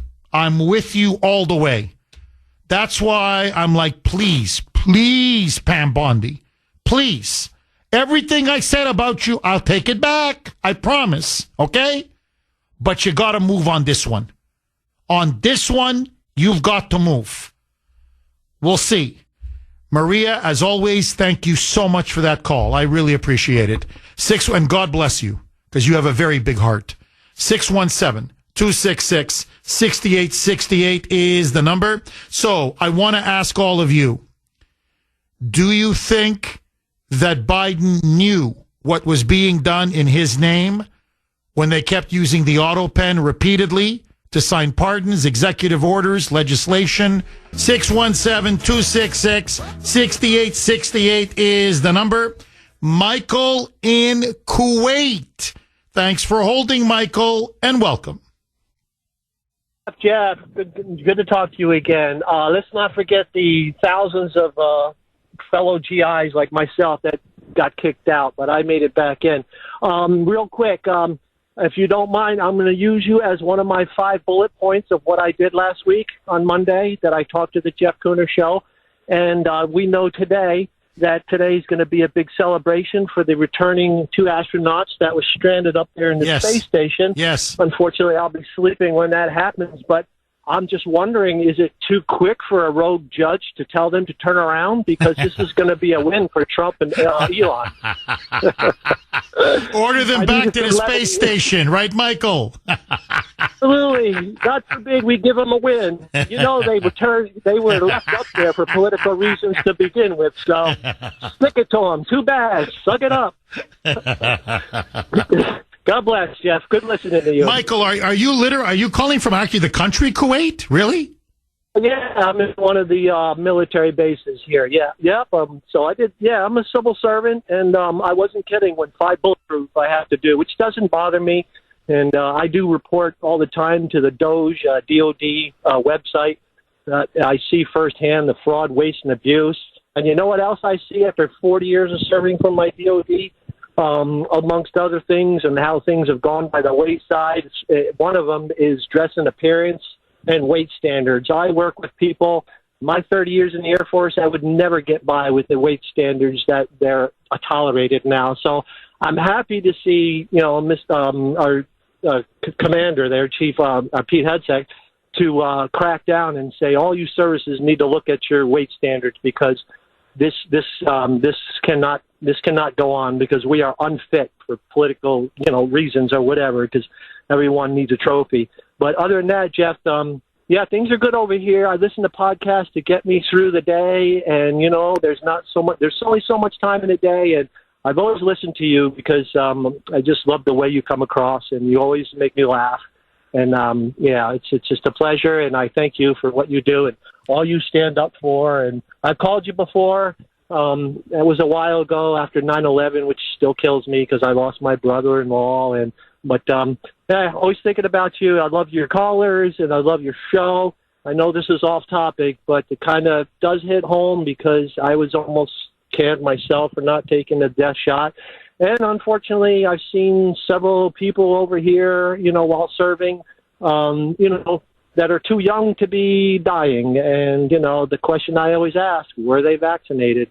It's just not normal for people to be dropping dead. And unfortunately, for many, they just didn't have that option. Or they did. They had to get kicked out. And I've known officers 18, 19 years in that were just willing to give up that 20-year retirement because they knew that taking that death shot could kill them. And sure enough, we were proven right. We were ostracized, and we were proven right in the end, and we had to go through a lot. But some of us made it back in. I made it back in on the civil service side. So I still serve along with soldiers in my own capacity. But, that's that. But I do think that's funny. I can't take credit for that. I saw that on Babylon Bee about turning. Well, Michael, listen, thank you for your service, and please stay safe, my friend. And God bless you, Michael. Thank you so much for that call. 617-266-6868 is the number. Look, a lot of people are, especially young men, between the ages of, say, 19 and 30, around that age, myocarditis, heart inflammation. Again, it's a minority. It's not everybody, far from it. But there are people dropping dead. And it all goes back to that jab. They rushed it to market. They knew it wasn't completely safe. They knew it, and they lied about it. And by the way, huge scandal in Great Britain. It's tied to Fouchi. Now, the British medical establishment has come out officially saying, yep, like in the United States, we knew COVID started in that lab in Wuhan. And we lied. We lied because Fauci asked us to lie. And so we spread the myth that it may have come from a wet market or a bat or, whatever, a monkey or whatever. So now even the Brits are admitting it came from that lab in Wuhan, and we deliberately misled and lied to the British people. Again, I don't care how you get him. You can get him 6 ways to Sunday. But Fauci needs to pay. He needs to be held accountable. He needs to be arrested. He needs to be tried. And he needs to be thoroughly unmasked for the monster that he is. Jake in Gloucester. Thanks for holding, Jake, and welcome. Good morning, Jeff. Hi, Jake. Jeff, I think that before I go on to my topics, when Bill calls, Jeff, I used to criticize you to my friends because we all listen to you, saying I don't know why he gives that moron so much time. But Jeff, you do all of us a service by having a comedy hour when he comes on. The comedy 5 minutes I love it, Jeff. I hope he calls. Allow him to call every day, Jeff. Really, we need a respite from all of these lies and destruction. I think you do a great. I love it. And Jeff, the sad part is you turn on any legacy media station, and they mouth what he mouths. They do. This is how corrupt the media is. They will say the same things that Bill says. They will say it over the ear as Bill says it over your ear. But Jeff, you have outlined piece by piece the corruption of this past administration. And I will say on your ear today, not only was it the most corrupt administration in the history of this country, it was the most corrupt administration in the history of the planet Earth and any government. Let me tell you why. As corrupt as some governments have been around the world, and vicious and killers, this government of ours took over the most powerful, greatest nation the world has ever seen, the freest, the one that has developed more innovations for this world than any country in the world, and they totally tried to destroy it. Every member, not just Biden, not just Fauci, not just these corrupt individuals, every member who was involved in making decisions in the Biden administration should be held accountable, should be prosecuted, and must be in jail for treason. But, Jeff, you and I know that's not going to happen because ever since Trump came down from that elevator, ever since he declared for presidency, there's no one like him. And for the past 10 years, we should be grateful and pray that he survives these next 3.5 years because, Jeff, who's next? Who's next after Donald Trump? There's only one person I can think that is close to Trump's personality, that's close to Trump's intelligence. And believe it or not, he's running for governor of Ohio. He's the only one I see who can carry on the Trump legacy. I like Vance. I like some other Republicans, but he's the only one I think that has the guts to carry on the Trump legacy. Can you think of anybody else when Trump's 3.5 years are up and he does such a great job? I'm afraid because he's only getting a 47 to 50% approval rating. He should be getting a 90% approval rating, but the legacy media still won't allow that because they're still lying every single day. Who's going to carry on? 3.5 years goes by very quickly. Who's his successor? What do you think? I think you should throw that out for people to talk about because as things stand right now, Jake, he's anointing J.D. Vance, Trump is, as his successor. I'm not saying he will be. 3.5 years is a long time. But if I was to bet today, I think it's J.D. And I got to tell you, the Democrats are in such disarray. They are imploding. I could easily see 12 years now of MAGA rule. 4 years of Trump, 8 years of J.D. I think there's no question. 617-266-6868 is the number. If you want to be part of the show, okay, Trump now throws down the gauntlet. There's no other way to say it. He has declared war on the deep state. He has now said openly, publicly, Joe Biden had no clue what he was signing, who he was pardoning, what executive orders he signed. It was all done by Autopen, by several of his aides who took advantage of the fact that he was mentally incapacitated, which means everything he signed, especially his pardons, are now null and void. Let me quickly throw a log on the fire, very quick. Trump made a very interesting comment on Truth Social. He didn't just lay the groundwork for overturning these pardons and in many ways overturning the entire Biden presidency, which is sending shockwaves as I speak to you right now all across the establishment, all across Washington. But he also said something, and he wouldn't say this unless, again, he was 1,000% sure. He said that these staffers who were using and abusing his Autopen to pardon people like Fauci, like Milley, like Liz Cheney, like Hunter Biden, like the J6 committee, and signing all these executive orders, that they did this not on their own, but at the behest of the people that they were benefiting. In other words, Liz Cheney lobbied Biden or lobbied his staffers for that Autopen pardon that she got. Milley lobbied for that Autopen, according to Trump, lobbied for that Autopen pardon. Fauci lobbied the staffers, I guess in this case, Neera Tanden, or maybe it was Hillary Clinton, and then Hillary told Neera Tanden what to do. But that they directly were lobbying to get these pardons. Now, if that's true, and I believe Trump all the way, then you're now literally, it's like stacks of dynamite. You're just piling more and more dynamite. This becomes even a bigger scandal and an even more outrageous crime. And when you just, again, I just want you to think about this for a second, okay? Why would Mark Milley get a preemptive pardon? Remember, when Biden was issuing, and most of it was on January 19th, if you remember, one day before Trump was inaugurated. One day.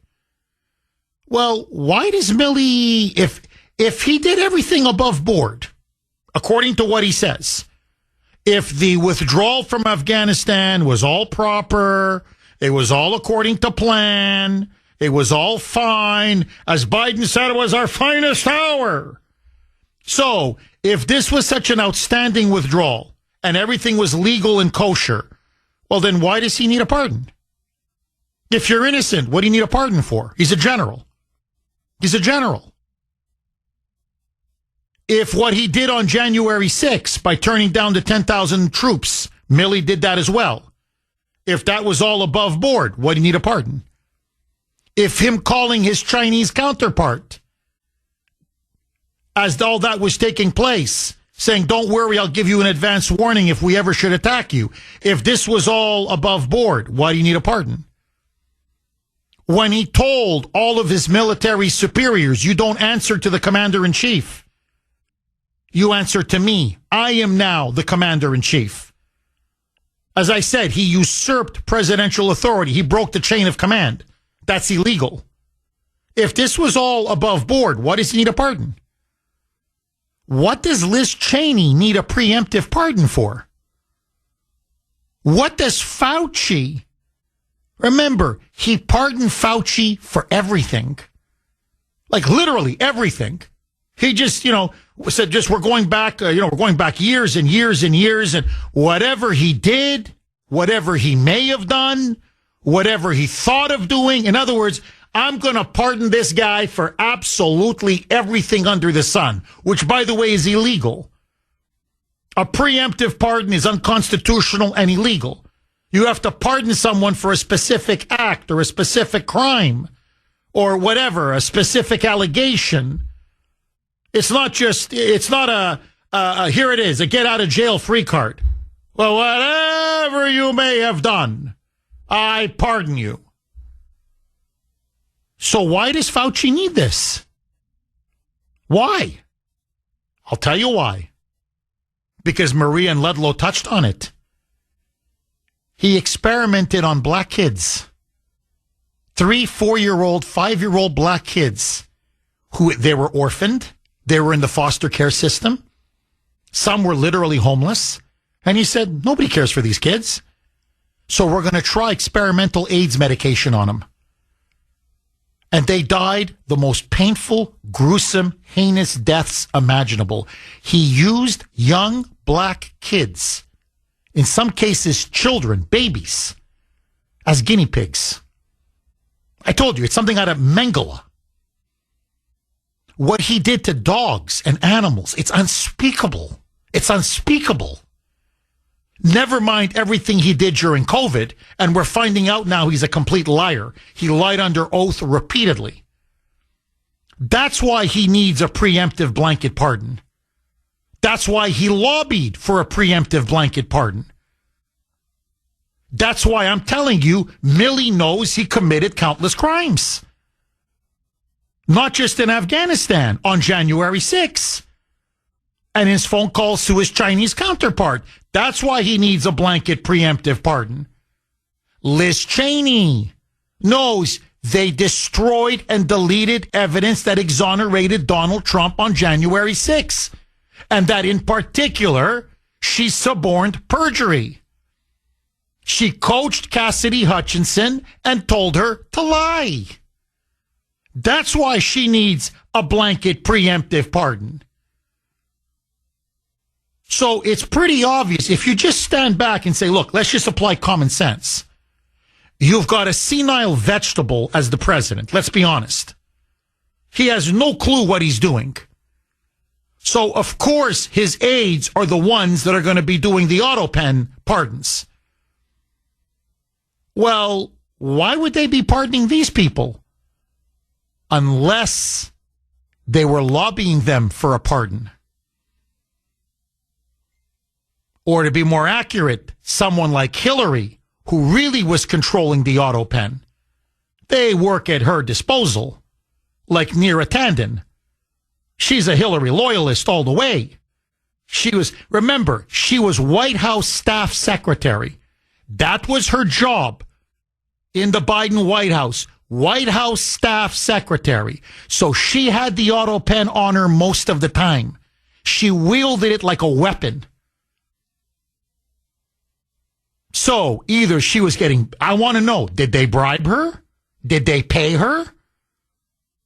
You think Hillary is just going to give these people pardons for the hell of it? Or Neera Tanden's going to do it for the hell of it? No. What did Fouchi offer? What did Cheney offer? What did Milley offer? All of this now needs to be investigated. Agree, disagree. Rob in Maine. Thanks for holding, Rob, and welcome. Hi, Jeff. Jeff, can you hear me on speakerphone? I can hear you. Can you hear me? Jeff, let me tell you what I'm thinking of. Listen, I just first of all want to thank you for what you do. And it brings to mind, while I digress before my main point, it brings to mind when I used to play music before medical school, I had an amplifier. And the amplifier would just send the sound out into the church hall where the kids were all dancing, with the priests and nuns watching to make sure their hands didn't go in the wrong places, if you know what I mean. But anyway, now they've developed what's called modeling amplifiers, where you can press a button and sound like one of the great guitarists. And you're like that for us. The way you're amplifying what Trump did and what Trump is doing about all of this business of the corruption in the White House with the signatures and everything, you amplify it better. You don't just send it out, but you add your own stuff, which just makes the case stronger. But now that I'm finished with my digression, let me just bring up a couple of things. First of all, I do want to say that, yes, in the case of COVID-19, the ventilators were almost uniformly sort of like a sentence to death. But people shouldn't think that ventilators are all bad for all problems. They save a lot of lives, and they do a lot of good things for people. So I just wanted to bring that out so people know that, so they know that they can use ventilators and that they're important. But now on to my main point. This signature stuff in the White House, there are different kinds of dementia, as you probably know.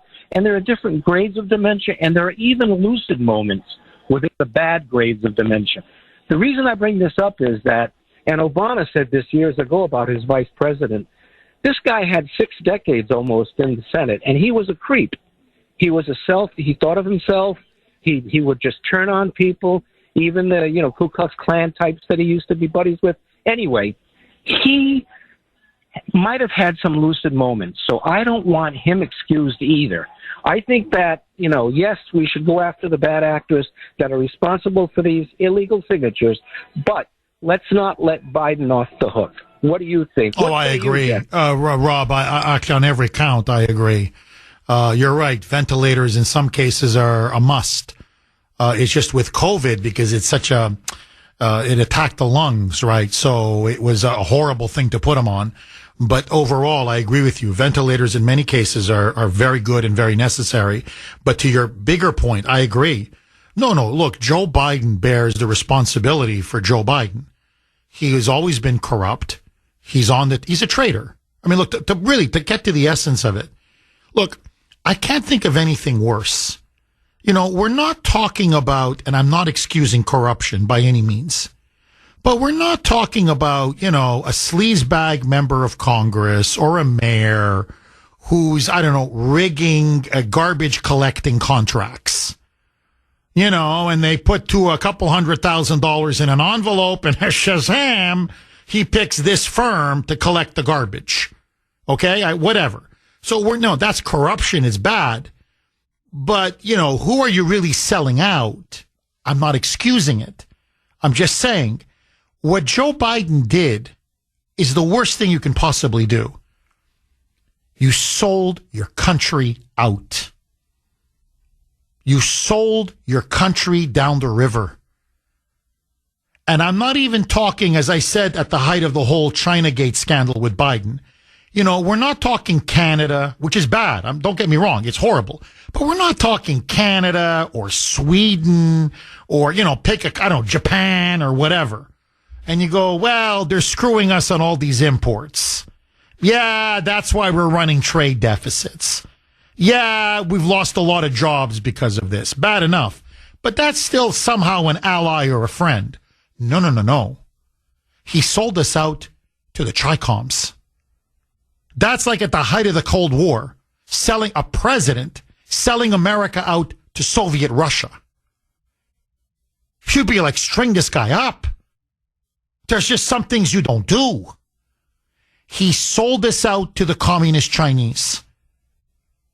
And we don't know the extent of the damage. It is tremendous. How much? We don't know. Look, we are in this war in Ukraine. The reason why we're financing it, arming it, almost risking World War III, and Trump today is going to have a big call with Putin to try to de-escalate and get a ceasefire, is because the Ukrainians had Biden and Hunter over a barrel. We were being extorted and blackmailed. And this could lead potentially to World War III. It has led to over 1 million people dying. And hundreds of our money, hundreds of billions being out and out stolen. So what he did was, to me, beyond unforgivable. He's a modern day Benedict Arnold. He's a traitor. He's a stone cold traitor. And I'm telling you, in a better time, in the earlier days, he would be tried in a tribunal in front of a military judge and face a firing squad. They don't do that anymore, but that's what would have happened to him 40, 50 years ago. That's a fact. So this guy, in no means am I saying, oh, poor Joe, or no. I think, look, Rob, do me a favor, everybody.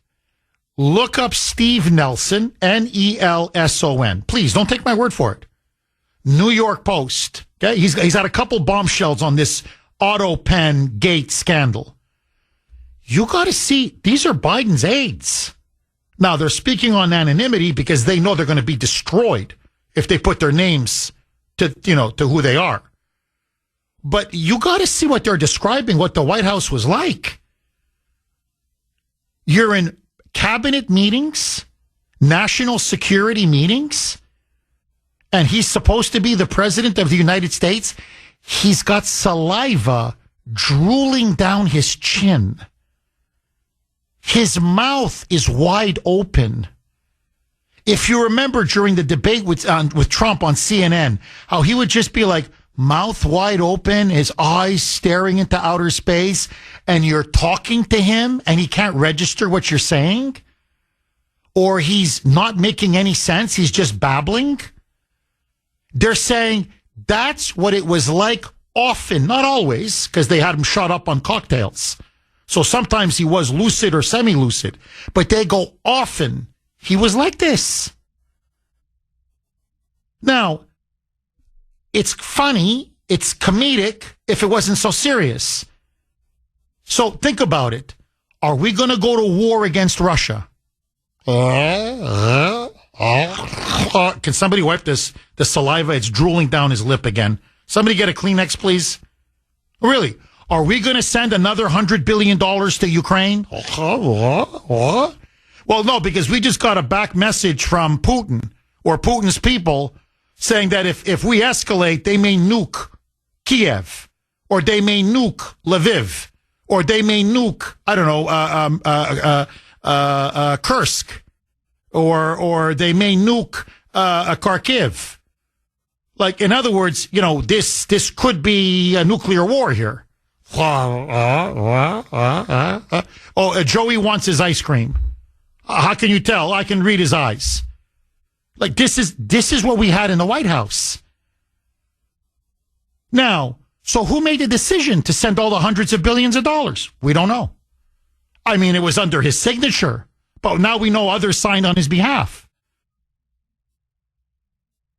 So I can go decision by honestly, even the decision to open up the borders, his first executive orders, that was all on Autopen.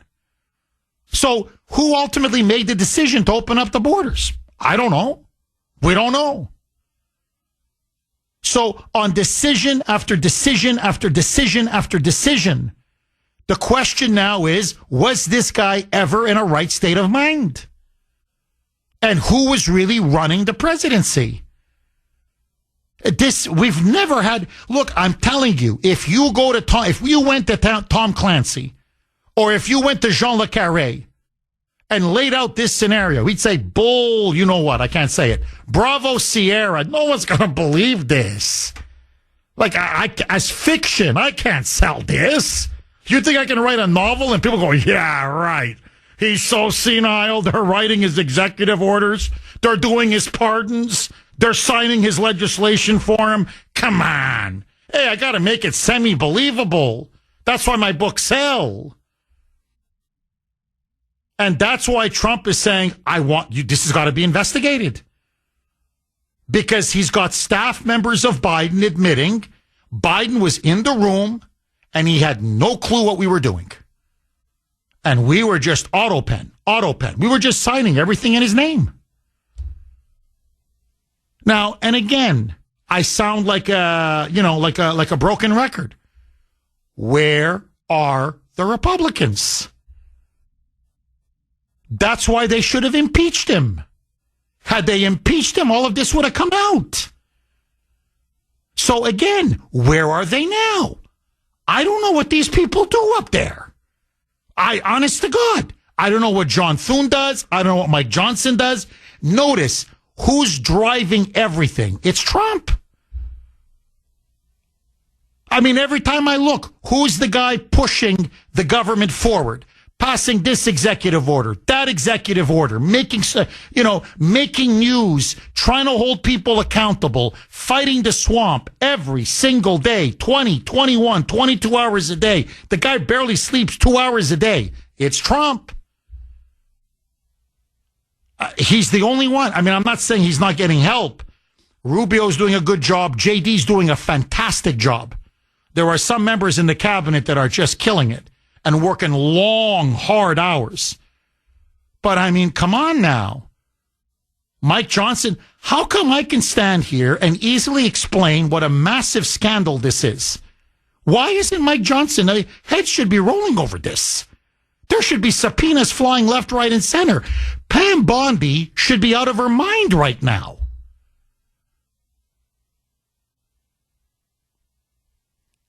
There's no getting around this. To show you how corrupt the Bidens are, please listen to this. Okay, I've got 1 minute before the break. You got to hear this. In January, his presidency now is coming to an end. somebody auto-penned an executive order of Biden. He gave his son, Hunter Biden, 18 Secret Service agents. 18! All the way until July of this year. In other words, he's out of power. But his son is going to get 18 Secret Service agent detail. Ashley Biden, 13 Secret Service agents. What does Hunter Biden need 18 agents for? 617-266-6868 is the number. Okay, Sandy made a very good point to me off air, just to wrap up the whole Ashley Biden, Hunter Biden Secret Service detail that now President Trump has completely withdrawn. He has stripped them of their Secret Service protection. It was going to run out in July, because that's as long as Biden could have, renewed it for them. But still, Sandy makes the good point. It's not like Hunter had 18 at all times. They were in rotating shifts. So basically they do 8-hour shifts. So basically he was getting, 6 every 8 hours. So he had 6 people, 6 Secret Service protecting him, his family, his home. And then the next shift, 6. And then the other shift, 6. Ashley Biden had 13. So basically, 4 every 8 hours. But look, as I said on X last night, why are we continuing their Secret Service detail? Biden's no longer president. What, is it to protect Hunter Biden, the Picasso? Because he's got all these invaluable paintings in his house? They've stolen enough money. Let them pay for their own security. And honestly, 18 is outrageous. 13 is outrageous. I mean, they're just robbing us blind. They're so cheap, they can't even pay for their own security. So, yeah, I'm very happy that Trump, again, put the taxpayer interest first. No, and by the way, what got Hunter Biden caught was, remember he claimed he was broke a couple of weeks ago? Literally, he's broke. That's why he couldn't continue with the court case. He's broke. Well, he's partying in South Africa. He's in Cape Town, partying in South Africa with a Praetorian guard protecting him. And apparently he met with Ellen DeGeneres at this very fancy restaurant in Cape Town. And so a reporter asked him about, hey, Hunter is in South Africa. You're like, really? I thought he was broke. No, high-end resort. And he's got a lot of Secret Service protection. And Trump was like, what? How does this guy still have Secret Service protection? And the reporter says, well, yeah, I think it's 18 members of the Secret Service. And then he said, I'll get back to you on that. And then 2 hours later, yank. 2 hours later, Trump goes on Truth Social and says, I'm just announcing right now, Ashley Biden, Hunter Biden have lost all of their Secret Service detail. Now you're going to do it on your dime and on your time. So your days of ripping us off, the taxpayer, is over. Mark in New Hampshire. Thanks for holding, Mark, and welcome. My man. Mark, how are you, buddy? I'm doing great, buddy. How are you? Good. Can't complain. You know what they say? Yeah, Kids are happy, wife is happy, I'm happy. Buddy, that's like the whole goal in life, Hey, listen, I gotta say, I had someone say to me, "Oh, what proof do you have, that Biden wasn't signing these?" You go back, Jeff, right? 2024, Biden issued an executive order that halted all liquid natural gas export permits to Europe. Right now, if he was so concerned about Ukraine and Russia, why would he stop our natural gas from getting to Europe, which means now Europe has to buy it from Russia, right? Mike Johnson goes to a meeting with him, and Johnson asks him, why did you issue this if we're all about, not funding Russia? And he said, I never did that. I never signed that order. But he did it 2 weeks prior, Jeff. I remember. I remember that story. Who in his administration was doing favors for Russia then? someone must have known that halting our exports to Europe was going to cut in, was going to force Europe to have to buy from Russia. So someone in Biden's administration was doing favors for Putin then. Mark, I got to ask you, do you think it's there? It's all there. The evidence is there. The staffers are there. The Autopen, the abuse of the Autopen signatures are there. Look, it's got Neera Tanden's fingerprints all over it. Everybody knows she was a key aide that was a pivotal person in abusing this. And she's tied to the hip with Hillary. So it's all there. The question is, does the scandal have legs? Will Pam Bondi drive it? Will Kash Patel and Dan Bongino drive it? Do they have the guts to see this thing through to the end? What say you, Mark? My problem, Jeff, is we had all the evidence looking into Hunter Biden and Joe Biden's crimes. We had all those, the bank accounts and the money trails. And what happened with that, Jeff? 4 years of nothing. They're going to do what they always do. They're going to scream and yell. They're going to demand action. And then it's going to be, we need to make sure this doesn't happen again in the future. We need to issue legislation that will prevent this from ever being used against the American people ever again. Do I think they're going to do anything? I don't know. Maybe they'll yell and scream and draw enough attention to it, but is anybody going to actually go to jail? I'm not a betting man, Jeff, but I put money on the fact that probably no one will. Mark, as much as I hate to say that. Mark, I've got 1 minute before the break. Let me ask you point blank. We know Trump is willing to take it to the end, no question. What is Pam Bondi and Kash Patel? What are they afraid of? What's your theory? Well, I don't know so much if they're afraid of it, Jeff.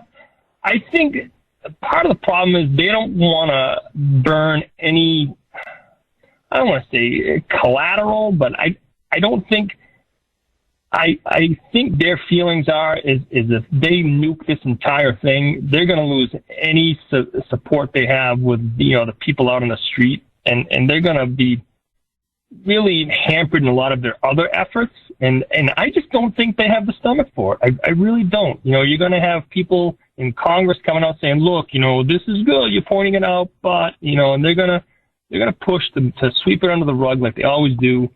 And it's the press is going to go berserk, and they're going to say, look, Pam Bondi swore under oath, that she would not do what Trump told her to do, that she would follow the law, and and they're going to hold that over her head, and they're going to beat her about the head with it, and eventually they're going to give. Lines are loaded. Steve in Houston, Texas. Thanks for holding, Steve, and welcome.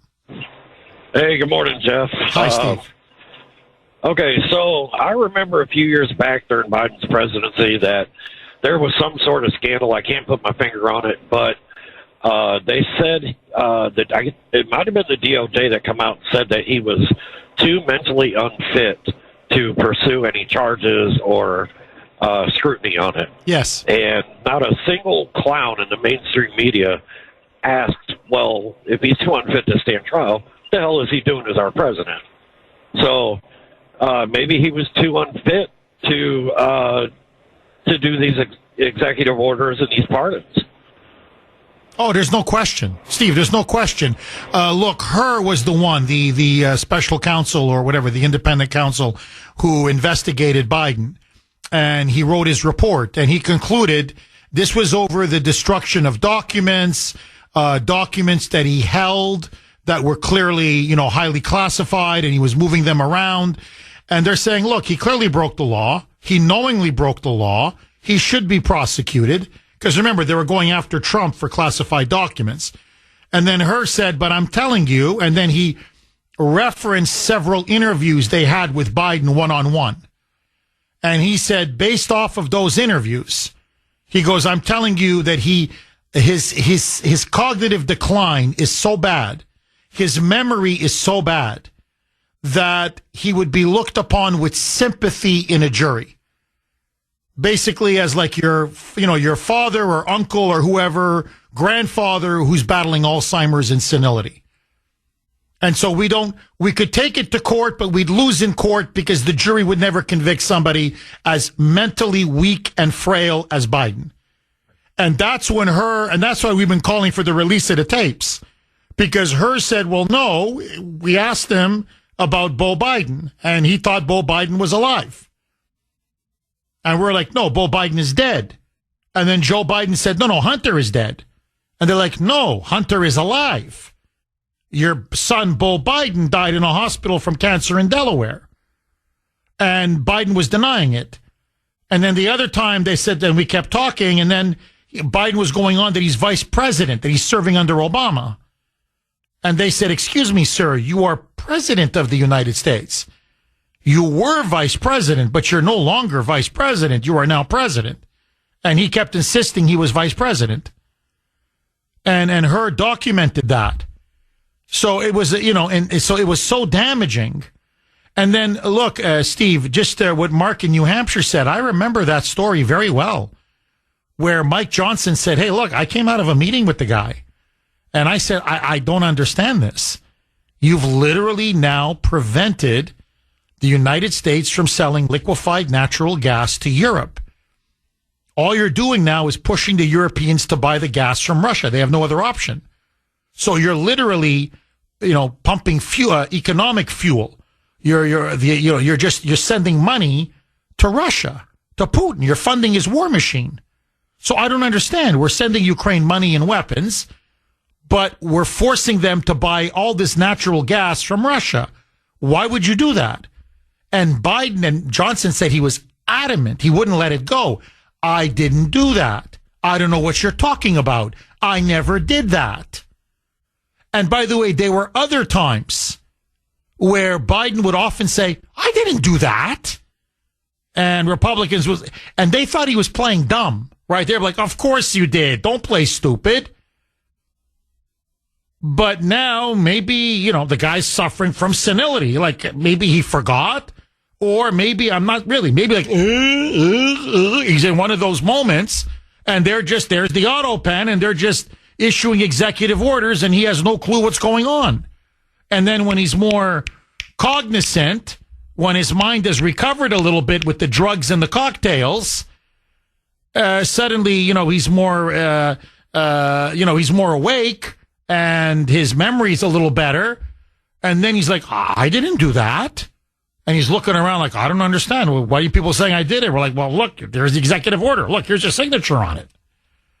So, Steve, what's obvious is there was a cabal of people who were using this man who was clearly senile, who was non-compos mentis, and they were effectively running the presidency. Were they bought off? We don't know. Who were they responsible to? We don't know. Who was pulling their strings? We don't know. But it all leads back to one seminal original sin. Joe Biden should never have been installed as president of the United States. He was mentally, cognitively unfit. And the media knew it, and his aides knew it, and Kamala Harris knew it, and his cabinet knew it, and everybody knew it. And now it's a mess. If Trump wants to see this thing through to the end, I'm telling you, he can blow Biden's presidency to smithereens. He can overturn everything, literally everything. Steve, final word to you. Yeah, I agree. I hope he takes it all the way. I hope the Epstein stuff comes out. I really do think they already burnt all that evidence, though. But yeah, just one more thing, real quick, man. If Hunter can do it, I can do it. I've got some finger paintings I did when I was like 5 years old that I'm selling on eBay. So let's get a bidding war started because I want to park this truck and retire and live the Hunter Biden lifestyle till I die. So, yeah, thank you very much for your time. Keep up the good work, man. Love you. Thank you. Thank you very much, Steve. And look, just a quick addendum on Hunter Biden. When just to show you how it was an obvious influence peddling scheme, okay? And remember, the bills in Sudbury, the media, no. People love Hunter's artwork. They're paying for Hunter. They're not buying access. Okay. He was commanding $500,000. I'm telling you, for paintings, my Ava could have done a better job. You got to see the dreck, the garbage that this guy was peddling.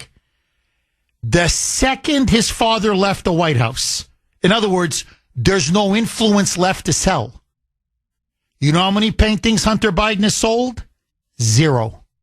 You know how much money he's made on these paintings ever since his father left the White House? A 0. In fact, when he claimed that he was broke, that was one of his big complaints. He said, nobody's buying my paintings anymore.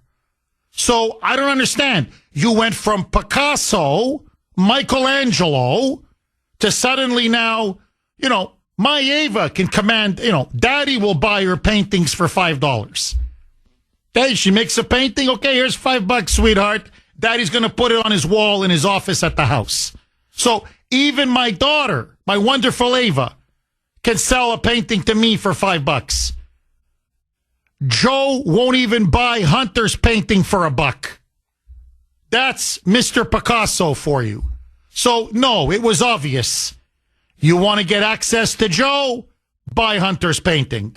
Pay to play.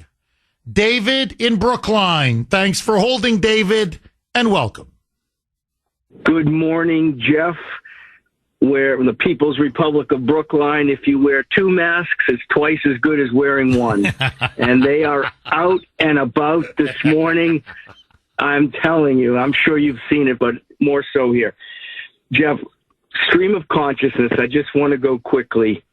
Even though most of us have learned from your show as well, trying to debate with a liberal is a point in futility.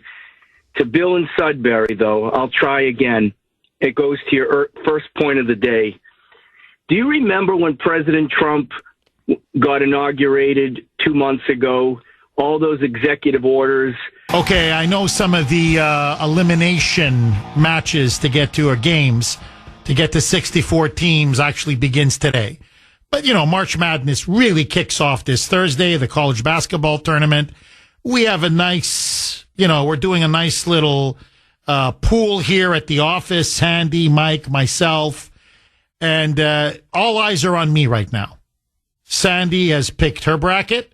Mike has picked his teams. And, I'm basically the heavyweight champion when it comes to March, frankly, for all the tournaments, but especially March Madness. So everybody wants to know who is the Kuner man going to pick. And, you'll know. But, so we're having a bit of a conversation about it. I've got my pick. My picks are at home, and I'm going to hold them for at least another 24 hours. You want to tweet out the brackets? I wouldn't do that if I were you, Sandy. Yeah. Because I keep winning. Outside of, last year you won. But that was more of a gimme. Mike and I were kind of feeling bad for you because you kept losing every year. I kept winning every year. It was getting a little bit boring. Kuner keeps winning. He keeps winning. It's like Trump, winning. So we said, let Sandy have one. All right. So Sandy says she wants to tweet out our 3 brackets and ask the audience, who do you think will go the farthest? Don't bet against me. Trust me. Outside of last year, I'm practically undefeated. My track record, I really should be in Vegas. I should be in Vegas doing this. But anyway, let that go. Let's go right back to David in Brookline. David, please pick up where you left off.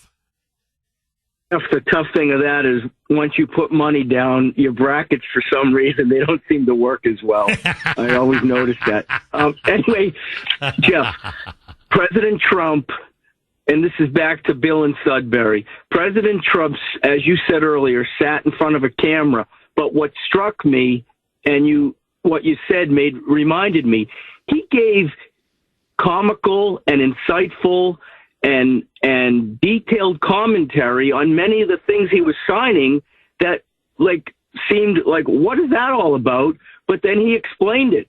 So not only was he signing with his own pen on national TV, but he was explaining to everybody what he was signing on many of these things. So President Trump was transparent. But what's interesting, in 2020, with Biden, all they campaigned on is we're going to be transparent. They never did it. And finally, in regards to Biden, what do I think? I think Joe Biden basically knew two things. He knew he always wanted to be president, and he knew he was a corrupt man and he should do what he was told.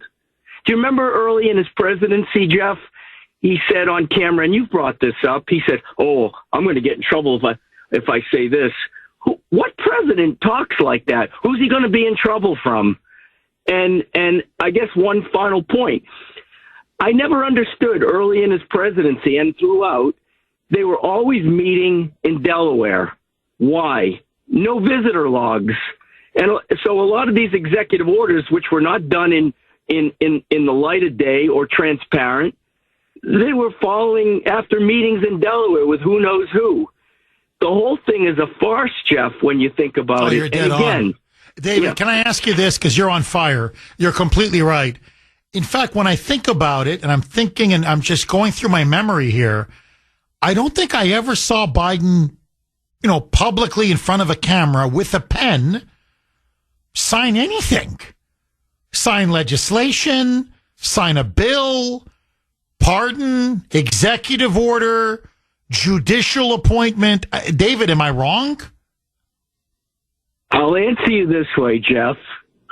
Do you think that this guy, the same guy from the early 90s who was, was semi-hard on crime, did he know that he had men on the White House lawn with female breasts jumping up and down to show the world, look at our White House, how woke we are? Do you think he knew that was going on? That's a good point. I mean, come on. I think he knew he was corrupt, and he knew he wanted to be president, and he knew he should do what he was told. That's what I think he knew. David, do you think we're going to get to the bottom of this? And I don't mean the facts. We have the facts. But do you think arrests are going to be made? Are people going to be subpoenaed? Are people going to go to jail? I have less than a minute. Go, David. You had an earlier caller. I think some low-level people will be held accountable. But when you say held accountable, you're talking about President Obama, you're talking about Hillary Clinton, you're talking about George Soros, Fauci. I don't want to be a Debbie Downer, but I would love it. I would celebrate, but I don't think so. Well, David, on that high note, David, don't get me wrong. I hear you because we've been disappointed so many times in the past. So I don't want to get people's hopes up unnecessarily. But I really, truly hope this time it's different and that, we finally get the justice that we deserve.